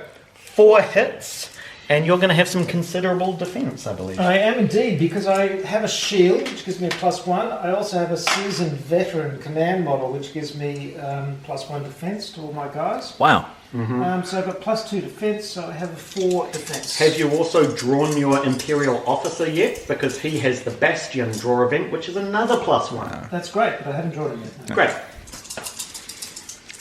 But thanks for pointing that out. I'm helpful. Here we go. Oh, that's just 1 hit. So 1 little man-at-arms. Hard diggity down. You know, so this is another thing I love about this game. The first game we played of this, my men-at-arms were hopeless. They went up against the Abomination, and you basically did the opening scene from the Fellowship of the Ring, and they went flying, screaming. And now, my men-at-arms are attacking this bastion, and this garrison, I should say, and running over these wooden palisades and attacking these range guys, and it feels absolutely right. For one of us. It felt really right for the men-at-arms to be smashed to pieces by the Abomination, and it feels really right for them to be attacking this garrison and taking over the marksman clones. With the right targets, each unit shines. Yeah. As knowing what to send up against who. I think that works really well. Especially since I'm, winning in this particular clash, which makes it feel even better.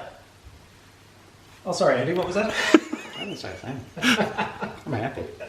Imperial Officer, so I could, let me see, I could turn a tide, so I could choose a regiment within 12 inches that hasn't acted. Well, there is no, it's not going to work.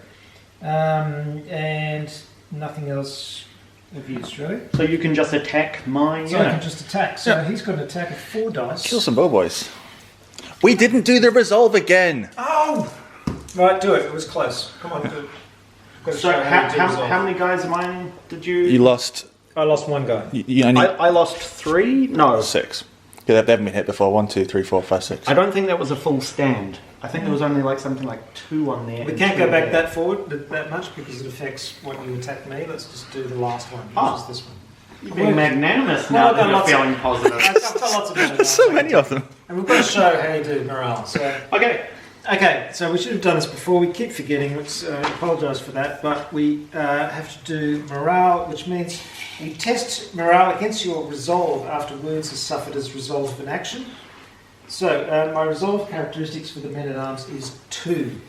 That's based off their commanding officer. And so your Imperial officer, you're going off his resolve. Which is 3. And you also get a bonus depending on the number of stands. In this case, there's 7 to 9 stands, so I get a +2. So that's a 5. 7 to 9 stands, you have 6. 1, 2, 3. Sorry, 6. My mistake. You've got to catch. You've got to watch this one. So that's a 4. So equal to or less is a pass. So I need 4 or below to pass. 5. Oh, I don't pass. He rolled 1 dice because he took 1 wound, so you make So 1. you lose 1 more guy, Yep. correct? For each fail, I suffer a wound, so I lose another guy. Good. So it's very important in this game, as if you do get quite a few wounds, it can have a knock-on effect, and of course you do lose a whole lot of other guys as well. It's really quite a brutal game. Yeah, it makes the combats, the fighting against one another, a lot faster, and you don't do this with ranged attacks. So if I were to shoot him with my marksman, he would not have to do that same resolve test. So shooting from afar is not as deadly. The system encourages you to get up close and brutal. So talking about up close and brutal, it's the Imperial officer now. Oh, jeez. That's very high numbers, Peter. It is. And a Hooray! 6. No hits. We did nothing. And finally, the Steel Legion. Here they are. It's time to bring them on. They have a movement of 5. They are going to move 10 onto the field. To contest this flank, which is looking quite interesting. Oh, it's going to get real smashy next turn. Smashy. He's doing it. Yep, well, they are pretty meaty and they can take on these guys, but you've got an Abomination and They've got the drones. They've got a banner. They could move an extra inch, couldn't they, if you wanted them to? Oh, no. Oh, yeah, of their second movement. Yeah, you're right. Thank you very much. No problem. Now, for the forest, that does affect charge moves, but not normal moves. Okay, so we've just been working out at the end of turn 4 who is controlling the objectives, and we've realised that from reading the rules that it's the person with the most stands in range of an objective. So over here, Andy has 2 stands in range. This is a 6-inch range, so I have 3 stands in range. So I actually get those 2 points. Andy, I'm sorry. You get 2. Let's take these ones off because you had 2 to start with. And then this one over here, it's a range of 3. Who has the most stands? You've got 1 here. And is it 3? That's range 6, though. That one's 6. Well, that in one's that case, 2. I have these That guys. one's 6. So you have... Let's get 4. this fellow off so we just know what's going on here. He's in. 6. Yep, you've got that one. I've only got 1 in range. You've got 4, so you get 2 points for I that guy. would have been furious if you had taken all those away from me. Like, I'd already put them on my player board, and Peter just reads his book and plucks them off like stealing candy from a baby. Yep, it's called following the rules. But this baby's got to get revenge. You're still ahead, 4 to 2. And it makes it much more interesting because I love the fact that we've got this contested objective here, but I've just got more guys than you have controlling it. Whereas over here, you've got this one for sure, and this one, I'm only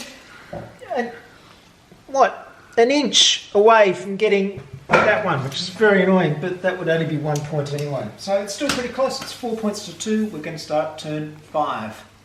So we are at the top of turn 5. These guys are both heavily deliberating because it's quite an important turn. Oh man, It's this kind is hard. Who gets the charge over here is vital. And Yeah. he's still stacking the deck. Who gets flanked? Who is charged? It's going to make a huge difference to the outcome of this. And we're about to roll off for initiative. I get a +1 for having fewer cards in my command stack. Who goes first is vital. Can I bust out a high number? Yes, I can. It's a 2. Yes, you can, but it's not good enough. Oh, this could be the beginning of the end. Oh, it's the Noble Lord, and the Noble Lord has Oliphant's Roar, so it means I can draw my next command card, and that acts immediately, and then go back to the Noble Lord. Okay, I'm going to move the Household Knights. Now, the first thing I have to do is charge. They're only 4 away, and my normal move is 8, so I can automatically succeed in that charge if I roll a 1 even. And now I'm going to wheel, and I can wheel through this objective as long as I go past it, so I can get a free 90-degree move. So I can wheel as far as that, and that would be to so, and then I charge, boom.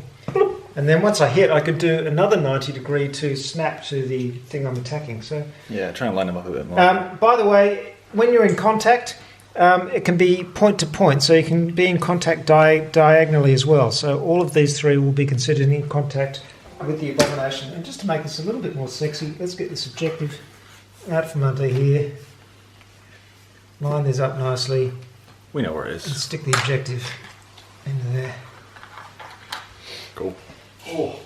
And there we go. The Abomination has been charged by these brave knights. Brave Sir Robert. Can I make a suggestion that you may want to move them over a bit to make room for your other knights to come in? Just a thought in case you do want to come up. Well, I don't know if I could legally have done that, really, because I had to wheel around that point. If you had gone up to this point, so that corner was lined up with that, they would have snapped. Snap for there, free. you're right, Yeah. too. Okay. So So can I go? yeah, How far would it be, though? let's say if you were to do that, he's not in contact anymore. So Like that. like that. Okay. It was just a thought. Now No, all your guys okay, are sure. engaged, and I'm legitimately scared by this. Because this guy's a beast. He has 10 wounds, but his defense is not crazy. There's a good chance that with impact hits and their clash action, that these guys can wipe him out in 1 hit. This is the exact opposite of what I wanted to happen. Right, so we're doing impact hits. These guys have 4 attacks normally, so together half of that is 4 attacks. He has 5, half of that rounded down is 2 attacks. These guys have a clash of 2s, so 2 or below.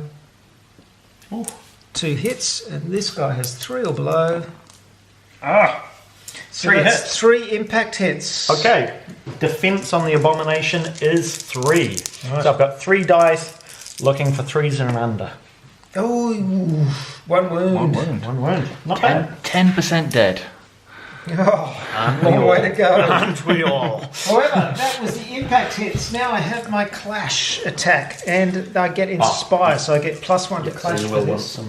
So now we will have 2, 4, 6, 8 for these guys, and 1, 2, 3, 4, 5 for this guy, and we get +1 clash. And I can re-roll for the Noble Lord. So this guy has got 3 or above with a +1 is 4. This is looking bad, people. 4 or below with a re-roll. Oh, That's all hits. And these guys get 3 or below. Oh, look at the bright side. If he dies, you'll get a lovely charge back at them. Oh, you had minus. Defense is 2 points lower for brutal for impact hits. It should have been. Forgot that. But anyway, so there we go. Let's just call it that. There you all go. right. So that is 9. So if you if I fail all of them, he's dead. No, that's not going to happen. All right, 3s. Oh, It's a nice roll. That's good. all right. So Damn I it. take 3 extra damage. Oh, he's not even halfway gone.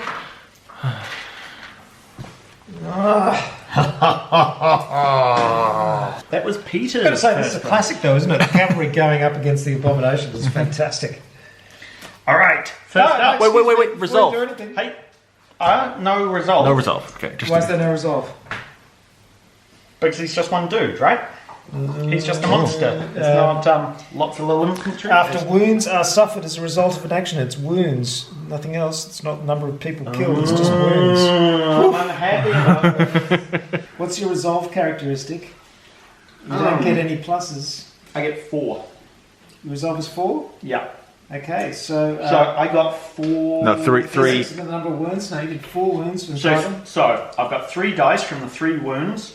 My resolve is 4, so I'm aiming for 4s and unders. Sorry, 4 wounds. No, one was an impact hit. The one would be a separate thing, wouldn't Yeah, it? it doesn't matter.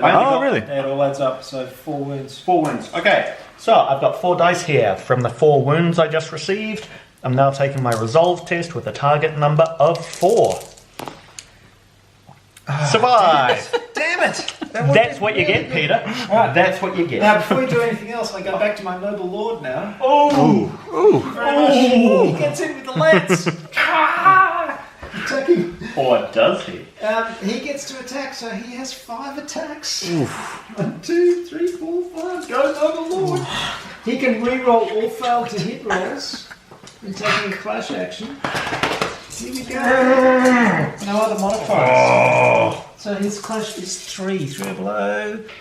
1, 2, 3. You can re-roll these ones. Come on. No.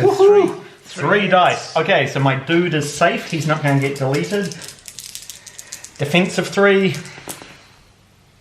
1 hit. Halfway dead. There you Right, and now you take a morale for that 1 hit. It's fine. Happy now? Are you happy, Peter? Halfway You're dead. happy? Alright. Oh, he's having a midlife crisis. Excellent. Okay. They all the abomination. The abomination. Way past the midlife crisis. We're doing Yeah, 3/4 life. Okay. We'll go that far. Okay, so my abomination has a lowly 10 attacks. 10. Let me just count out 10 dice. My target number is 2, so actually, 2. yeah, so I can expect maybe to dish out 2. Come on. He's not that heavy hitting then, is he? 3. 3 hits. Is that it? Yeah. That's all you got. Yeah, I'm afraid so. Any armor reduction or anything? Oh yeah, I do have cleave 1. So take 1 off your defense, please. Oh wait. I beg your pardon. Your indulgence, please. We have just looked at the sheet and an additional rule has come up. I get to re-roll failed hits. Another 2. 2 more hits. That's 5 hits at -1 defense. And I get a +1 for shield, so it evens out. My defense is 3. High numbers. That's gone. It's only 2 hits. There's another light goal! Oh yeah. Resolve. Resolve. Yeah. Hey, I like this rule now. So that was 2 wounds. Funny that, eh? The regiment consisted of, not enough stands, so 2 wounds, so it's 2. My resolve is 3. Another 1 wound. So this is good. I'm glad it's gone over a couple of rounds. Yeah. Sure, it's an epic battle. It feels right. The balance of forces here feels just right. It's great. It's good. Right. Did he inspire and then attack, or did he just attack? He just attacked. Yeah, you should have inspired. I should have. But it's a little bit too late for that, isn't it? And Right. it's the Imperial officer who can, of course, choose a regiment within 12 inches, and that regiment can attack this turn. The next time their command card is drawn, place in the discard pile without performing any actions since your opponent's turn again. Do you not have any units within 12 inches? Yes, I do. This unit. Ah. That's what I asked you before. Remember? Yeah. Oh, whether it includes his. Own unit. No. Seems right. doesn't it? Yeah, absolutely. I assumed it was other units, but yeah. Don't see why not. Let's do it. Let's do it. So, Momentum. let's see if we can wipe out these guys. They're going to do an inspire action for a +1 clash, and then they're going to go for it like that. So they've got inspire. So their clash is 2. So it's 3. 1, 2, 3. Oh, what a crap roll! That is a crap roll, my friends. That's that. Let's see And what then the we have officer the can do. Officer who has a clash of 2, and he's Clash of 2? Clash of 2, you said. yeah with the inspire. Oh, with inspire, yeah, fair enough. All right. That's So- not very good. It's not great. Brilliant. That's So okay. I have got a defense of 2. If they could live another turn. 2 and under. 3 1. die. 3 Who goes die. down? 1, 2. And now morale, my friend. Now morale makes its ugly head again. Now morale makes Andy sad. Once again. 3 dice. What's your resolve? 3 dice. My resolve is 4. Oh. 1 extra dead. Right. Now, It's like it's only the standard bearer and the high clone we should executive. point out here that if during a single turn a regiment loses half or more of the stands it started with the turn with, it's automatically broken. So my guy's broken. Let's put this next to you, say broken thing. That's a role we should try and remember more. Yes, we've probably forgot that. Now, if a broken regiment loses half or more of its remaining stands during a turn, it's shattered. But that's not going to happen. So what's half of 2 men? Unfortunately, now I go back to the Imperial officer because he gets his own. Oh, he needs to kill one guy. Oh, what a The game! grudge match. Like It's good, This isn't is it? the second time we've had one unit, character versus character. Yeah, and it's really interesting the way the characters work in combination with the regiments. I love it. So in that case, he would get 3 is what he needs. And look at that, my friend. That is 4 dice. Is the one. 4 dice. I'm wanting 2s and unders. It's a big roll, Andy. No. Oh, he's taken out the warlord.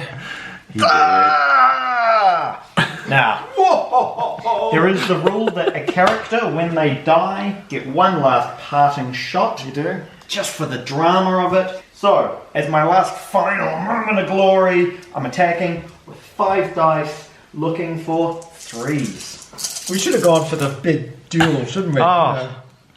Should have been. Okay, so that's only 2 hits.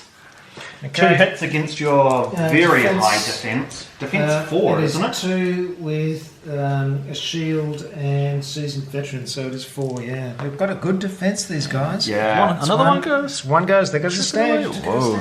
And they've got that's a morale check on 1. The resolve is The same as the 2. officers. The officers is 3 though. Based off the officers' resolve. 2. But we had, okay. So that The is highest resolve in the regiment. Okay, so that's 3, and we had 4 to 6 stands, so that's 4. They make it. Yep.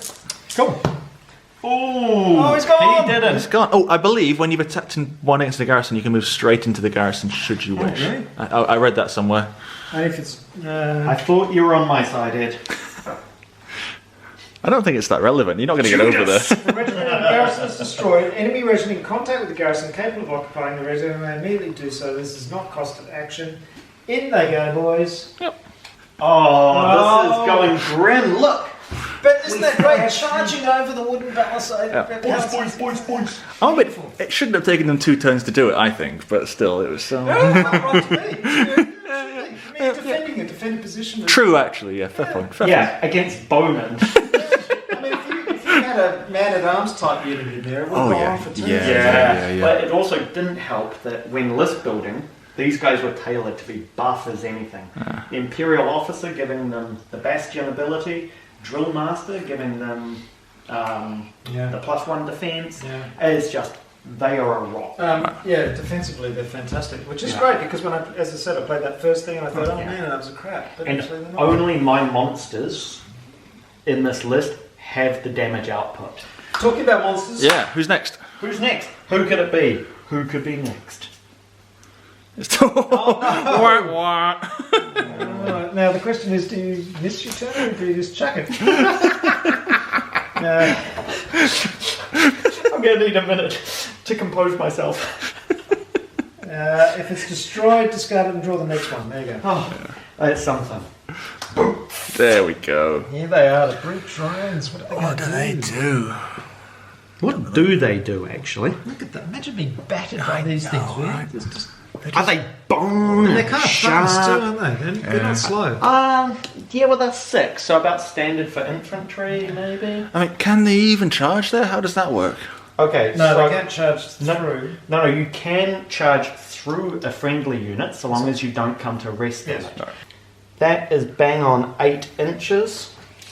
So their movement is 6. So when rolling the dice, I would need a 2 up in order to complete you need it. to do a wheel as well as that, or is that just a freebie you get every time? Well, the way I understand is you get the freebie and then you get the free snap too. Okay. But I mean, if I wield, like, I'm pretty sure I've got to measure based off the distance they are now, Fine. not what they would be. Sure. Yeah, that makes So sense to me. I'm just going to gamble, being a gambler. So let's see if I can get a 3 up. 3. Yes. So these guys are essentially doing That. a wheel like that, Charging in a straight so line. that corner Yep. is in line with there. Whereas this, I reach the distance, so they're going to charge through this back diagonal corner to this point.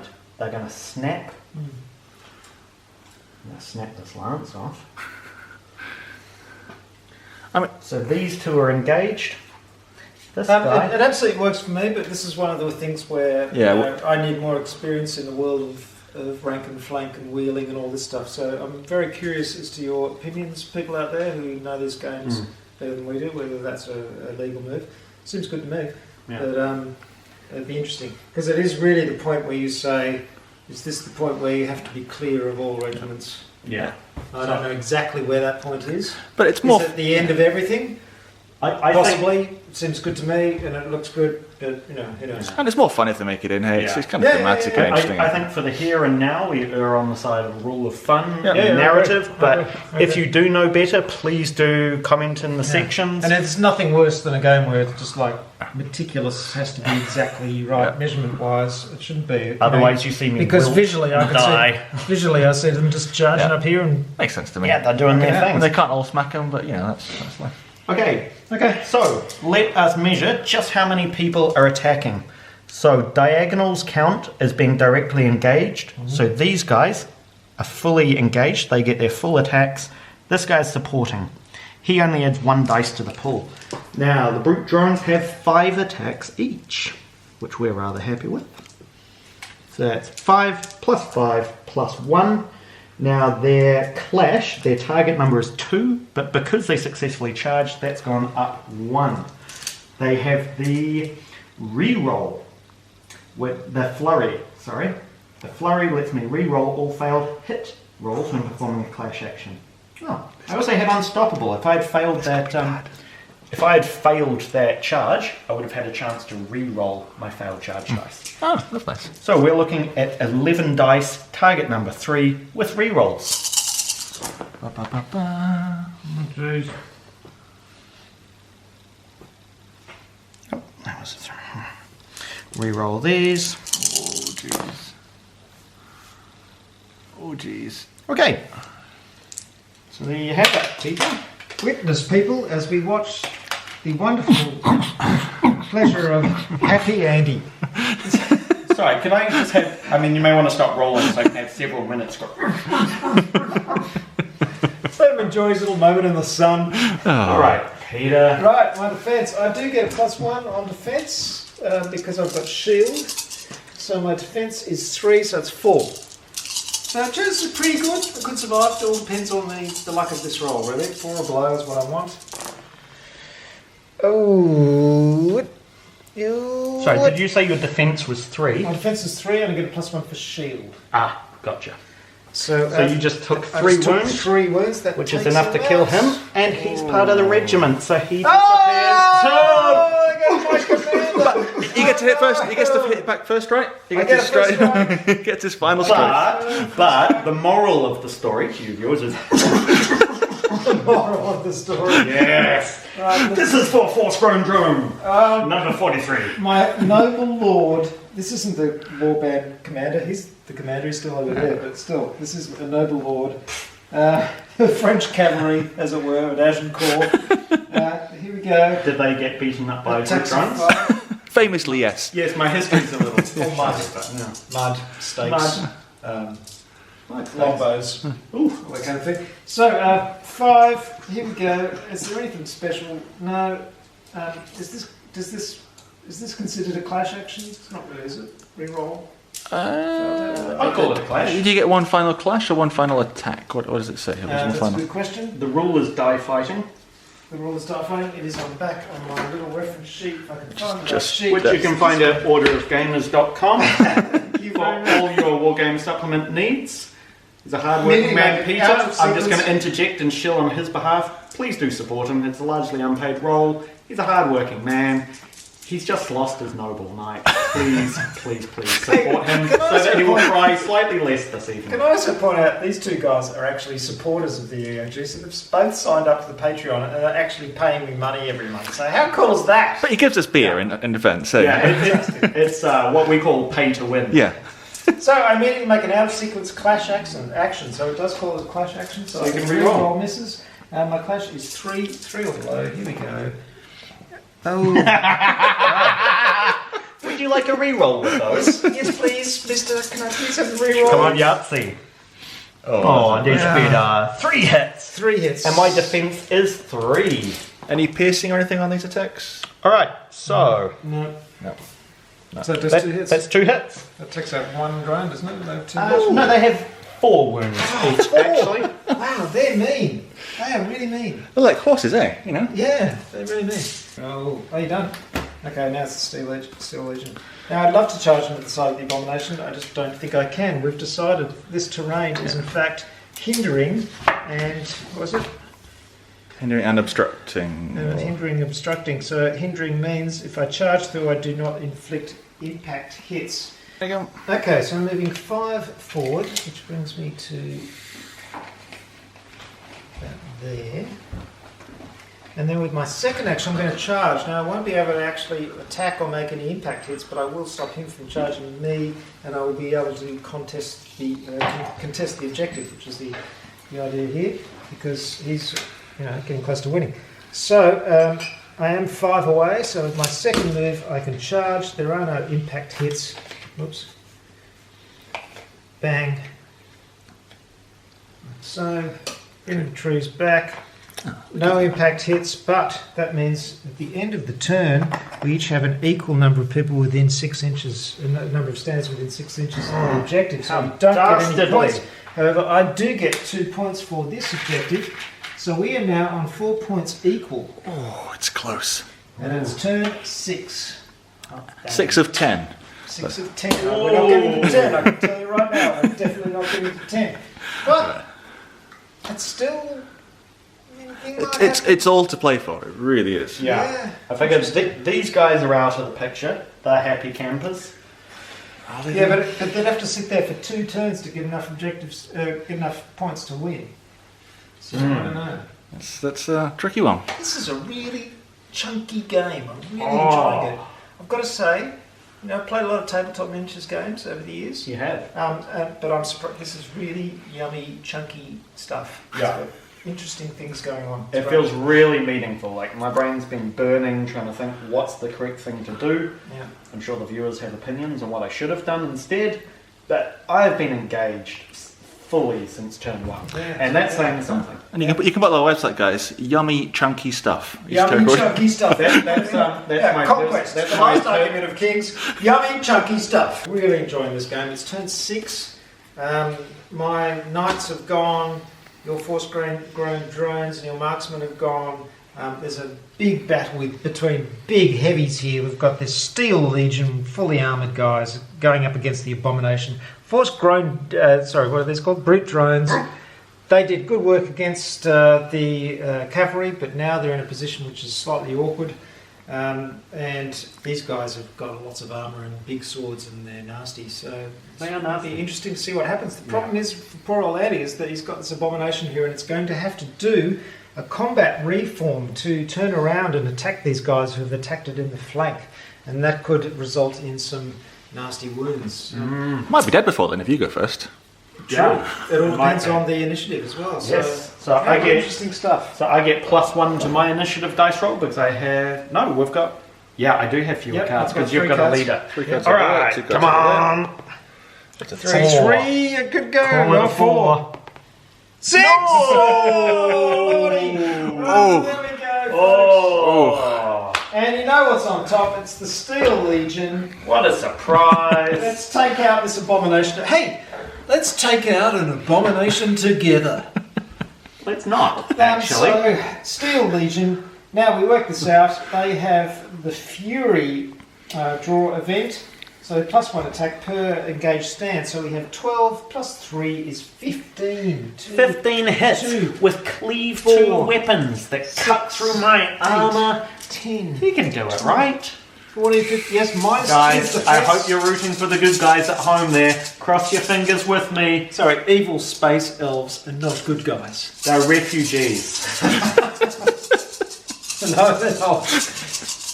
No, actually, the strange thing about the lore is that they are kind of, came to this planet, but then some kind of strange thing happened and they shut off the link between them and the rest of their Yeah, culture. like I gather that their leader closed the wormhole or whatever behind him, so that the monstrosity or whatever the danger was couldn't pursue them, and in the process doomed all the rest of his species to die. Yeah, nice guys.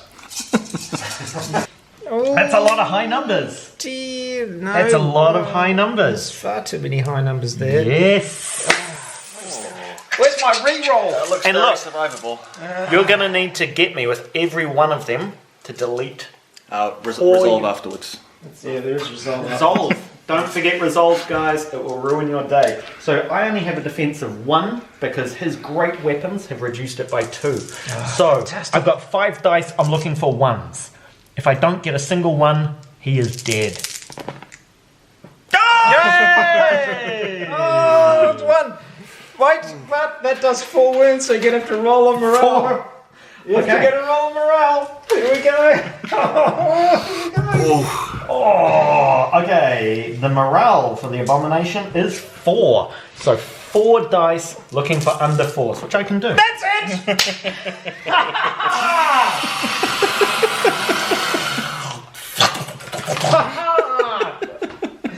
You heard it first here. That's it, first. Grown men That is making the first- childish noises. The first time an abomination has been destroyed. Fantastic.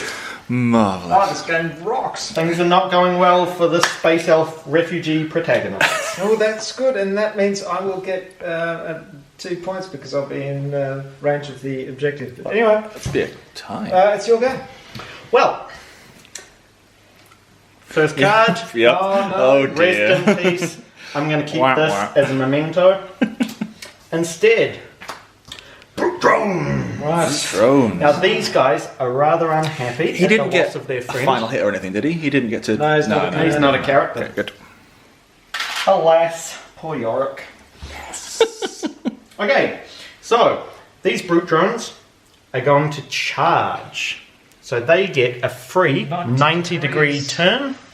They can easily make It's got to the be from distance. a corner, though. Does have to be a corner, eh? Yep, that's Yeah, fine. This could be tricky. So you're Well, gonna okay. line up on that base, aren't you? Hey, Yeah. something like that. Okay, so it's about that. Yeah. Now I'm You still should- going. actually, before I'm going to you- roll a dice. Yeah, before you move, but okay. I can. That's Is a that one. right? I can actually re-roll if I want. Oh, okay. So Wait. They've got furious, I think, don't they? No, they've got unstoppable. So what was my... Yeah, sorry, I should have measured the distance. I don't think there's any way that they could have failed. I've sort of lost the initial position now, but I mean, it certainly wasn't. It's close enough, and you're feeling sorry for me by now, so... No. Always cheer on the underdog. Hey, there's really something to be said by having 2 players playing and a third rules arbiter. It's fantastic. Just get a friend who's willing to hold a Good work, camera. yeah. Thanks. Really good work. These two are officially... If I have you around when, Will's here as well, just be our cameraman, that'd be great. I mean, pay me in beer, I'm down. Yeah, That's all right. beer and Deal. pizza, you got a deal. Right, the brutes have 5 attacks each. He is not engaged, so he is only contributing 1 support dice. So we're at a total of 11 dice for their second action, which is Clash. Because they successfully charge, they have a +1 to their Clash attribute, so that's 3. So I've got 11 dice, looking for 3s, and I can re-roll any misses. So let us hope there's a whole lot of hits. Oh, ouch. That does look a bit nasty.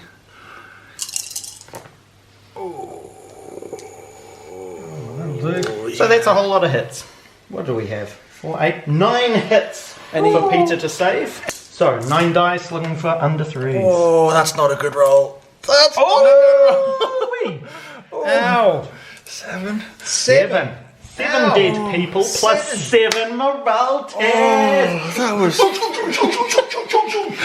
So where did these come from? I mean, I know this guy comes with the other three. From the left-hand side. Yeah. So you assume that your central one, the one with your standard, is the center, and you move in a symmetrical fashion. Oh, you hate to see it. Ouch. Oh, so much for contesting this objective at the end of the turn. I did not expect that to happen. Yowza. Even because you didn't get... Yeah. You And said so 7 resolve. What's your resolve? My resolve is 3, thank goodness.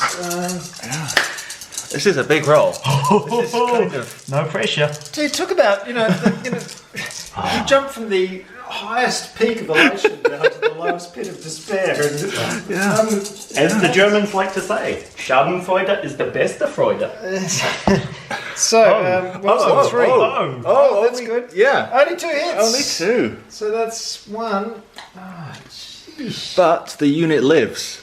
And now you're broken. Oh, yep, you are Peter, broken. you were broken. Okay. Oof. Ouch, that hurt. Those guys are nasty. I hope the viewers can feel my smugness and satisfaction radiating over the internet. I can feel it. Okay, I've got the Imperial officer over here. And now, this is the problem, isn't it? Because now I'm just stuck there holding an objective. Or do you charge them in the back?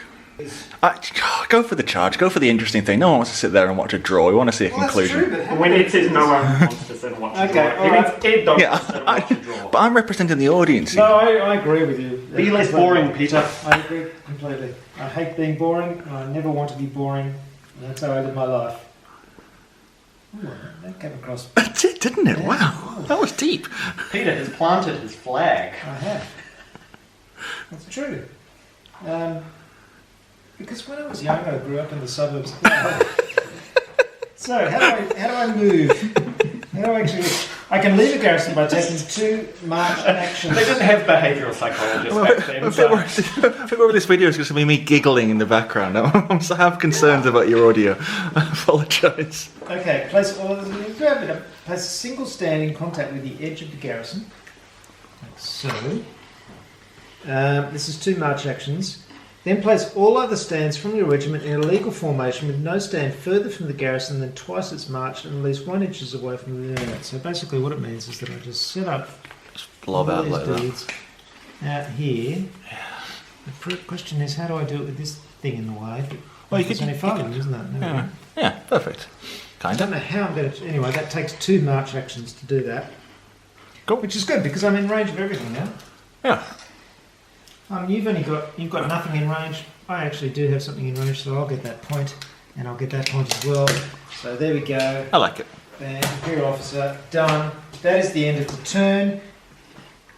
You will get 2 points. I will get 3 points. Oh, this is so close, this game. And what are our totals now? I am 7, you are on 6. Oh! Wow. And we're on turn 7 of 10. I don't think we're even going to get that far. No, we're not going to Nah, get this the last is it. turn, but man, what a close game. Yeah. It's been fantastic. And Let's order our commentaries. so, are you still engaged there? Where that, Yes, that yeah, corner's corner's going? Yeah. So that puts Peter at a real advantage. There's Yeah. some section in the rule book about like when you're removing casualties, try and do it not to break the engagement if you can help it. But does he take his commander off early and things and take the banner? Yeah. Sorry, I think maybe you swap the stands a little bit to maintain that symmetry. But I think the idea is just don't remove casualties to be janky. Yeah, sure. Don't be a dick. Don't be a dick, which we mostly stick to. It's an excellent rule for all gaming. And just life, you know. This is very philosophical, hey. Us? Yeah. It's the Esoteric Order of Gamers where we talk about life. And this is getting very serious. Let's get back to gaming. Yeah, kill stuff. Yeah. Okay, so we're going to start. Roll off. So presumably you still got 2 cards I've or got 3 3 cards? cards. How many cards have you got? 1. Oh, just the 1, of course. 2. And Where's hey? Oh, he's got the +1, so he gets to start. So what are you going to do with your single unit, Andy? Well, this is tricky because I can attack these guys and that will leave me utterly open to a charge. If I destroy you, then I can reform in order to face any charge you might do. just kill them all. Easy. Thank you, Ed. Depend upon you for insightful and clear advice. Let's do it! Let's do it. The issue now, however, is the contact is only diagonal. So while we're still engaged, I'm getting 5 dice with him, 1 dice with each of them. The only thing you can do about that, my friend, is a combat reform.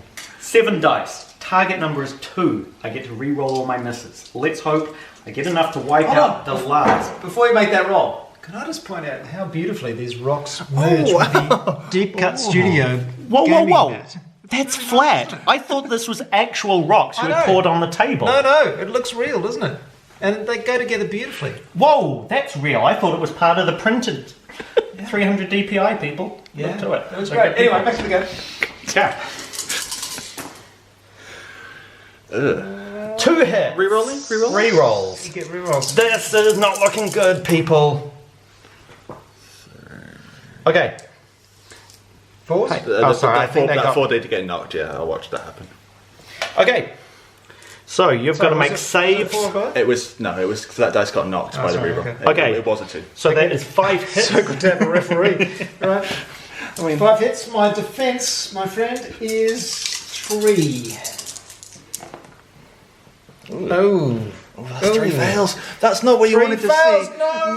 Oh no! It's exactly what you didn't want to see. That's it, isn't it?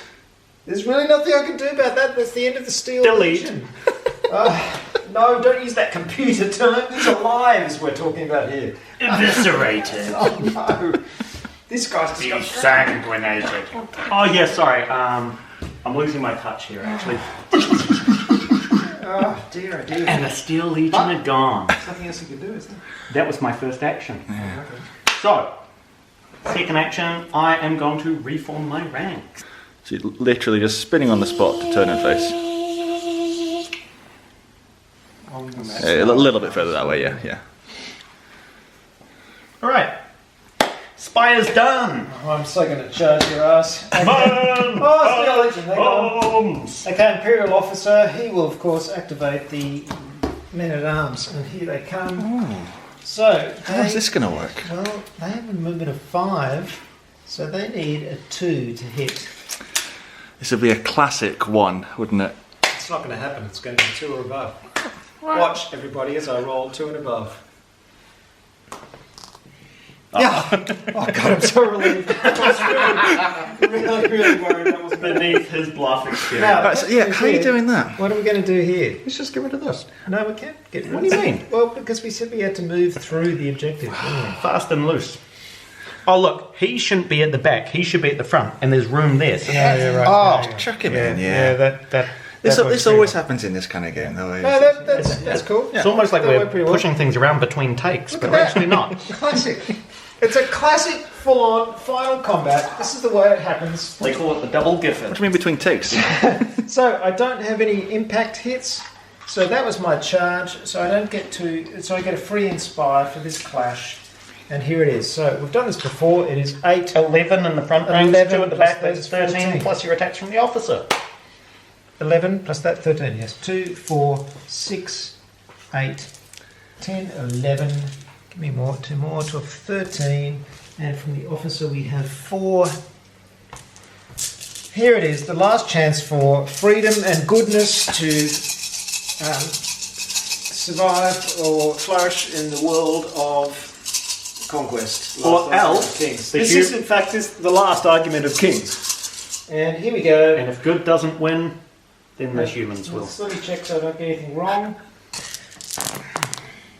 Oh, 2, 3, 4, 8. Hey, that's That's pretty so good. manly. That And I can manly reroll. men at arms. Reroll 1. Ow. So that's that. Hey, And then hey. This guy has got clash of 2. Plus Anything 1 else? for Inspire. So your target number of 3 and under. Did I add? I didn't add Inspire, did I? Did you see that? Did I get any 3s? I didn't get any 3s, did I? You got one. I distinctly remember there being 1 3. Thank God for a rules. We'll see if I just made it up on the video I afterwards. named thee Judas. So this is a 3, so that's another 2. There we go. Okay. Alright. That's 9 hits, and I'm trying to save them with a defense of 3. 50% charm. Not atrocious. Alright. That's 4. So I'm going to shift. Yeah. I'll tell you what, I'm just going to remove him. Yeah. Sure. No. That doesn't work that way, does it? I'm going to remove him and transfer that there. That way I'm closer to the objectives. Morale hits now. Oh! Alright, so What's your resolve? my resolve is firmer than ever. It's 4. That's a 1. 1. Oh, I need to taken out one more. If only you had, Peter. But you But I didn't. will, because now it's my Imperial officers turn. Oh! Oof, there's cunning Imperial officers. Yes, there we go. It's 4. And he's not inspired because this is a separate action, so it's just normal. So clash of 2. Oh, it's not Come on, high numbers. Oh, that's 2 hits. 2 hits, looking for under 3s.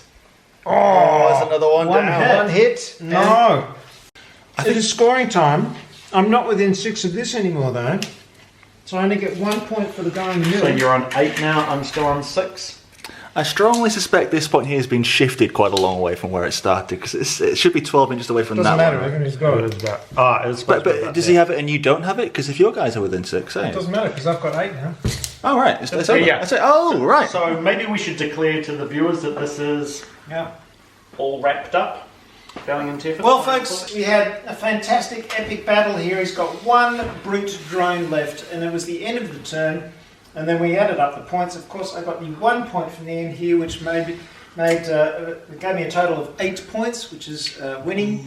How many points have you got, Andy? It's making me say it out loud. 6. 6. But the So, valiant effect, a the valiant attempt, I should say. A strong start by the Spires, marred by a few unfair rules lawyering on the part of Ed and Peter. So once again, the Spires will have to come back and collect their dropped meat after the humans have left. So come back for another battle. Yeah. We will be back. I've got to say, that was a fantastic game. I really, really enjoyed it. It's one of the best tabletop miniatures games I've ever played, and for several reasons. And I'll point them out to you. First, I've got a fantastic opponent who is just a really enjoyable person to play with, really nice guy. Ed did a fantastic job behind the camera, so I was freed up from doing camera work, which was an absolute pleasure. And I've just got to say, a really enjoyable game. And also, the other reason is, this is a really good game system. Conquest, the last argument of Kings. It's not very well known yet, but the miniatures are fantastic. As you can see, the system has a lot of crunchy, enjoyable stuff in it. It's the kind of stuff that you want in a tabletop miniatures game. It's not too simple, it's not too complicated. Yeah, It's great. It's a fantastic game. Check them out at parabellum.com. There's a community-run resource, underspire.net. I highly recommend you check that out. And there's a thriving and bustling Discord server for Conquest. They're coming up to like 500 people. Yeah, they're there, just aren't about they? to crack 500. So Yeah. go on, say hi to everyone. There's invaluable help for beginners. If you're trying to get your head around the rule book, how to build your lists, pop on, friendly people. Yep. And as always, stay tuned with Peter's channel. Of We'll course, keep you with this informed. rule summary, I'm going to keep this up to date as we go. We're up to version 1. What's it? Version 1.03 of the rules. And as the rules are changed, I'll keep my summary updated. So you don't even have to read through the whole rule book. You can just download my summary to get the rules. And check out the miniatures too, because as they keep making miniatures, they just get better and better. There's some really lovely stuff, and there's some interesting factions on the way too. And there's also going to be community involvement in what happens with the release of factions and what happens. There's some really nice background lore. It's great stuff. If you like meaty tabletop miniatures games, I recommend it. Yeah, couldn't recommend it more, guys. Thank you, Ed. You did a fantastic job behind the camera. Thanks for having us. It's been great. Yeah. Really fun. And we will see you next time at the Esoteric Audit of Gamers. And if you enjoyed this, please let me know, because we've got to rope these guys in for some more battle reports, because they were such fun to play with. And I hope to film some more of these games if you enjoyed it. So let me know. Go to theorderofgamers.com, comment in the comments below, and also subscribe. Click the all notifications button. We'll see you next time.